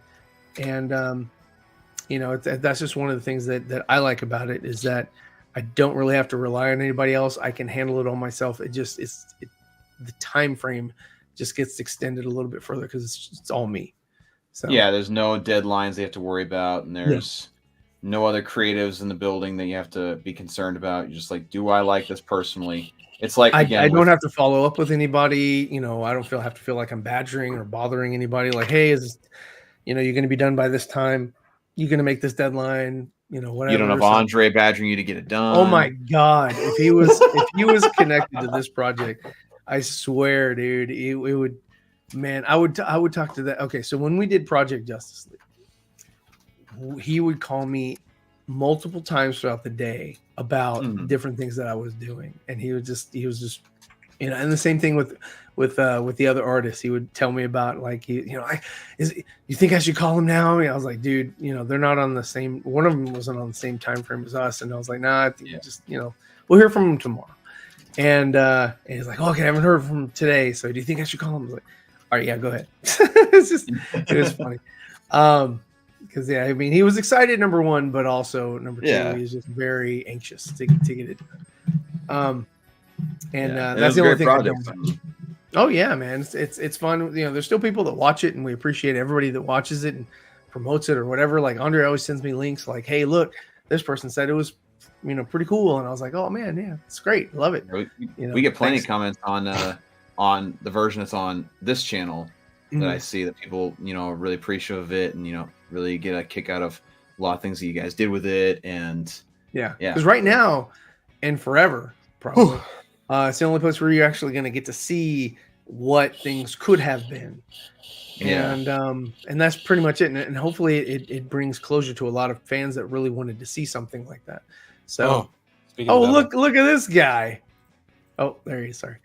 What's up? He finally shows up. Yeah, this guy ain't working. He ain't working. He's on his lunch break. He's on his lunch break. He's at home washing his tights. He's in the back room trying not to get caught by his boss. His boss? Oh, yeah. No, if she caught him, he'd be in a heap of trouble. But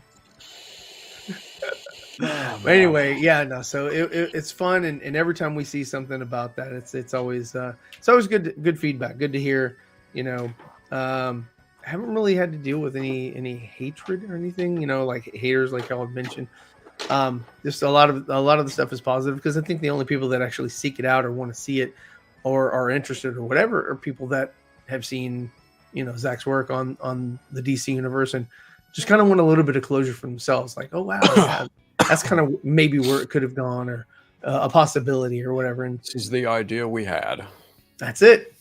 You're too busy blocking out the haters. Yeah. But all right, man. Thanks for the 4Nerds kind of showing up for a moment. And we'll see you guys next time. You guys have a great evening and peace out. Ciao.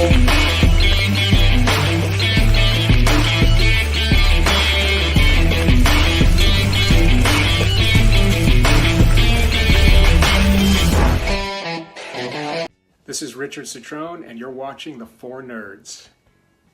Soon to be